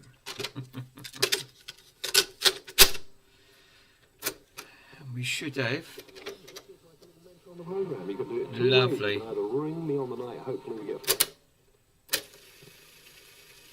Should hear me talk on that front. So she's. We're going to go testing. So the microphones are going to be on your left and right. It's dual microphone on this. Yeah, so that's fine. Absolutely fine. She's back up now, fully working 100%, and it ain't botched because of the connector. Just looks so much better from this side, and it's not mounted onto the plastics. So, and like I said, it's now got a fuse with matching the output of the 9-volt on that. So it does it, you know, it'll protect it on that front. So which is ideal. So yeah, it just looks a lot better. It's just a shame that the headphones won't work. Is because the transformer's missing on that front. But you know, that's the headphones for you, I suppose. It's always one of them things. It's going to be a trade-off. And what I need to do is quickly plug some batteries in this just to see if the batteries actually work. Because I've got plenty of batteries. Remember. It works fine now on the voltage, so let me put some D-class batteries in. 6, I think it takes. 1, 2, 3, 4. Bit power hungry with batteries, these things. You imagine in the 80s you had to take, oh bloody hell, one shot. Oh no, there's one there. There you go. And where is the back of the lid? That's it. And let's see if she works. And she does. Absolutely fine. Oh, that's alright. That's actually quite good. He needs security cameras. Enough lead. It's got really lovely stereo sound on that. So again, all I need to do now is virtually, and at some point I have to address these as well. I need to cut a bit of cardboard out, but now I've done this now, at least I don't have the headache of sorting this out, because now it's officially done, you know, and I ain't got to worry about leaving the back open, and I wasn't happy with that anyway, but at least this is now sorted on that front. Blank that cap off. So there will be another visit, but it won't take the hours it's took. So I really need to get a little bit of black card cut out for these, or a bit of grey card, preferably whatever colour I've got there. I think I've got some black. Black won't matter at the end of the day. And I need to find some fine drill holes with the Dremel, with a little drill bit and see if I can put something in these so they can leave it right, they hover out so I can flip them up and down at the end of the day, because I've got the rest of the caps, they're all here, look. So I've got the tuning, the maximum, I've got the tone and the balance at the end of it. So, but for the time being, I can put just a couple of the screws back so it don't pop open, because like I said, I can now use this. So, which I will end up using it, because I like the sound of these radios. They've just got really nice stereo sound. This is what always interested me back in the early days on that front. And so yeah, that would be great. Let's have a look.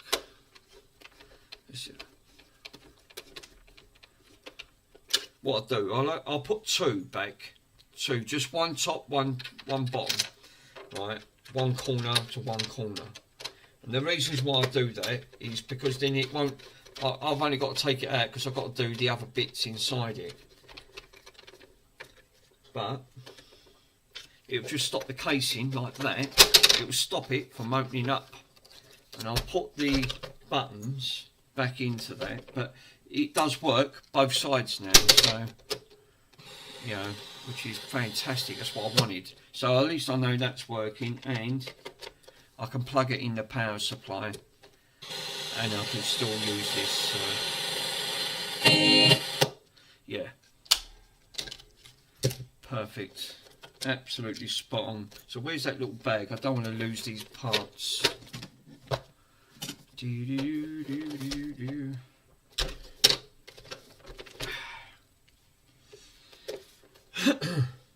I don't know what I've done with that little bag. I had the other knob things for it. They fell on the floor, have they?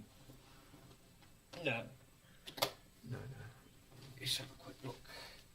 Yeah, so I you know, this is the reasons why I thought sorting that out does make perfect sense. You know, just by applying that little tiny hole, and it was in with that plot anyway. But I do need to blank in gaps off, so that will be the next visit. It will just be a polish them little bits up and a clean, and then that's it. This, and see if I can source an aerial or something, because that aerial's appalling.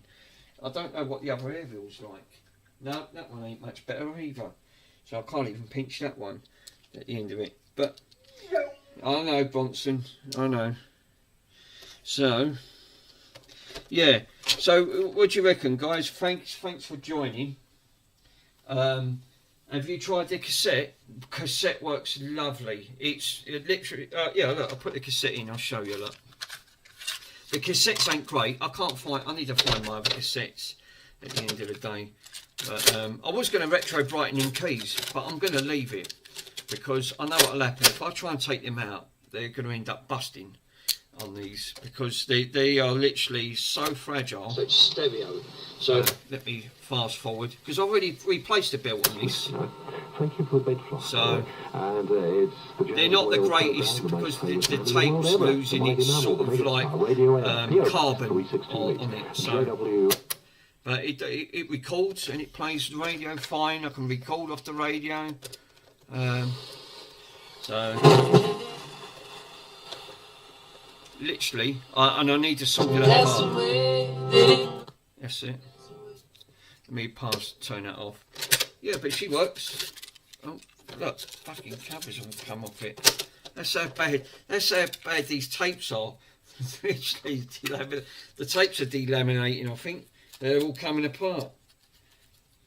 The glue is probably over just as old as the radio, you know, but it is sorted. That's the main thing.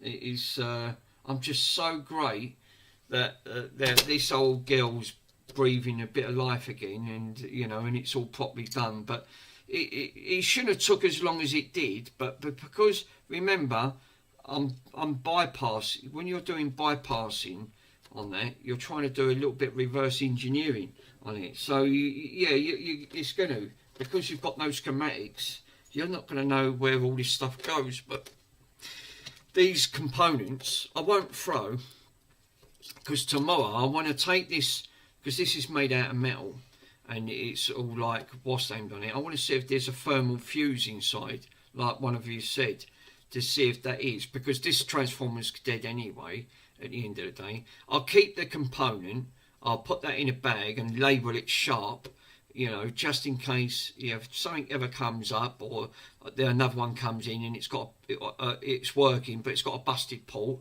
I've got parts for it, so you know, you know, I'm worried about that, but this I'm not worried about, because you know, obviously this is the culprit that's died to start with, to stop the radio from powering up, you know, because there was no power coming from it. But I'm going to take that apart, but because it's iron, I'll take all the iron shielding off and then try to cut through with an angle grinder, splice it right through.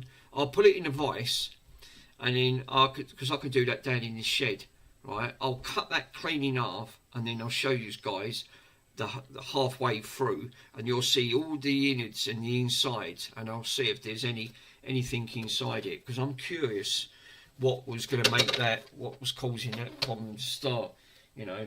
So like I said, I mean this one here, this one being a slightly little bit later model, it had no back with it at the end of the day. Exactly the same fate, because there was two of them together at the end of the day, the sharp. And yeah, this one again, but it's got the door issue, because the door don't close properly. It sort of closes, but it's been worked on. I think it's been snapped and they tried to glue it. But yeah, look, same problem, see?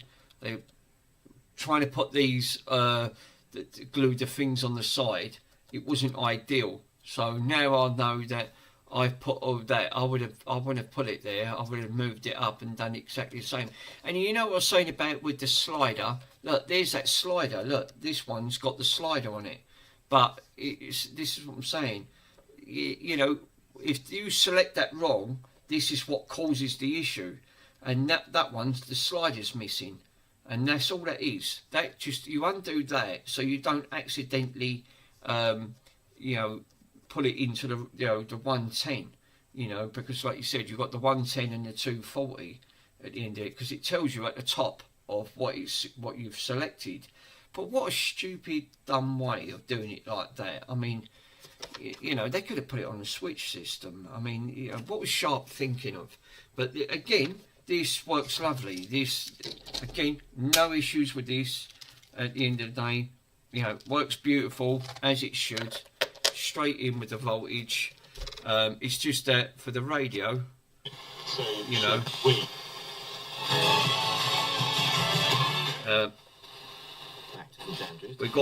we've actually got a stereo indicator on this one, which the other one hasn't got a stereo indicator. It's just got a red LED. But this one, again, all of the got all your medium and long waves, but it's just a tape, unfortunately. But that's what I've done on here. Look, if you look closely on this one, this is what I wanted to do with the other. What I want to do with the other one is drill a tiny hole and literally just put a little screw, right, up on the top there. So it's just easier to select. So you know, you haven't got to go mad, and then you can select it from like your mid-range and all that. It's just easier to, I mean, it's supposed to have one of them on top of it, but yeah, the tape on here, I think there's just a tape issue, because I've replaced the belt,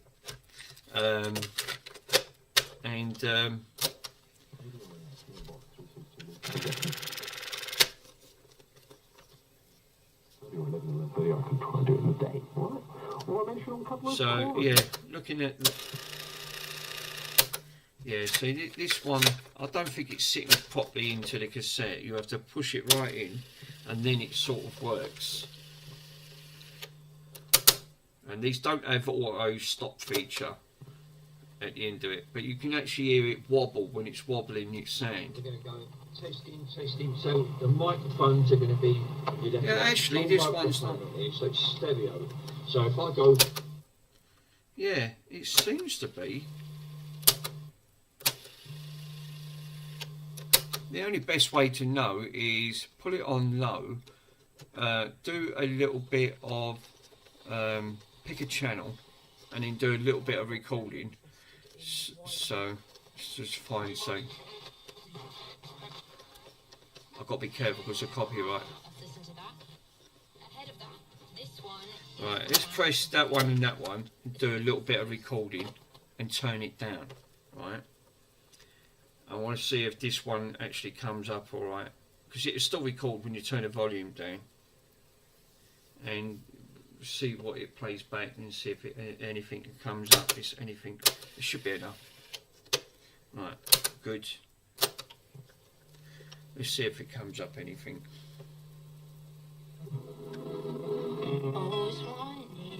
Yeah, it sounds a bit wonky donkey on that, which is not great.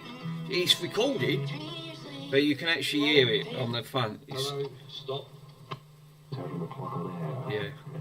So, like I said, it's recorded, but you've got that, you know, like the wow and flutter on that, and it seems like more wow and flutter than anything, because you're going to get that with these old tape recorders. But in theory, the radio works beautiful, and the tape does work to a certain degree at the end of it. But you've got that, and I think that could be capacitors might need changing, and also the motor probably ain't the best. It's probably weak that's causing that. Let's have a look at that.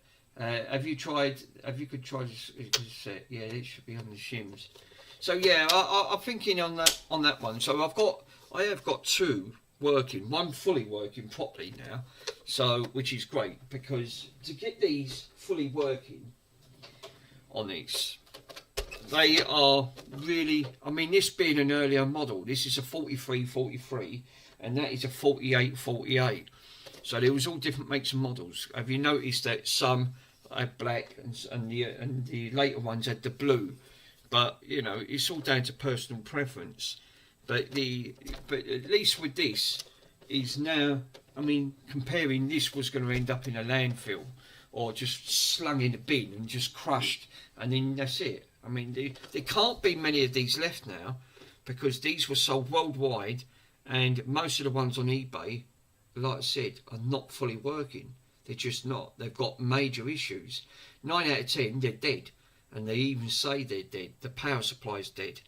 At the end of the day, it's not the power supply. I bet you a bottom dollar they've all got the same fate, that they've put incorrect voltage into that and took this transformer out at the end of it. I mean, it's such a shame, because if they sold these transformers, right, all I had to do was just swap that transformer out and Bob's your uncle.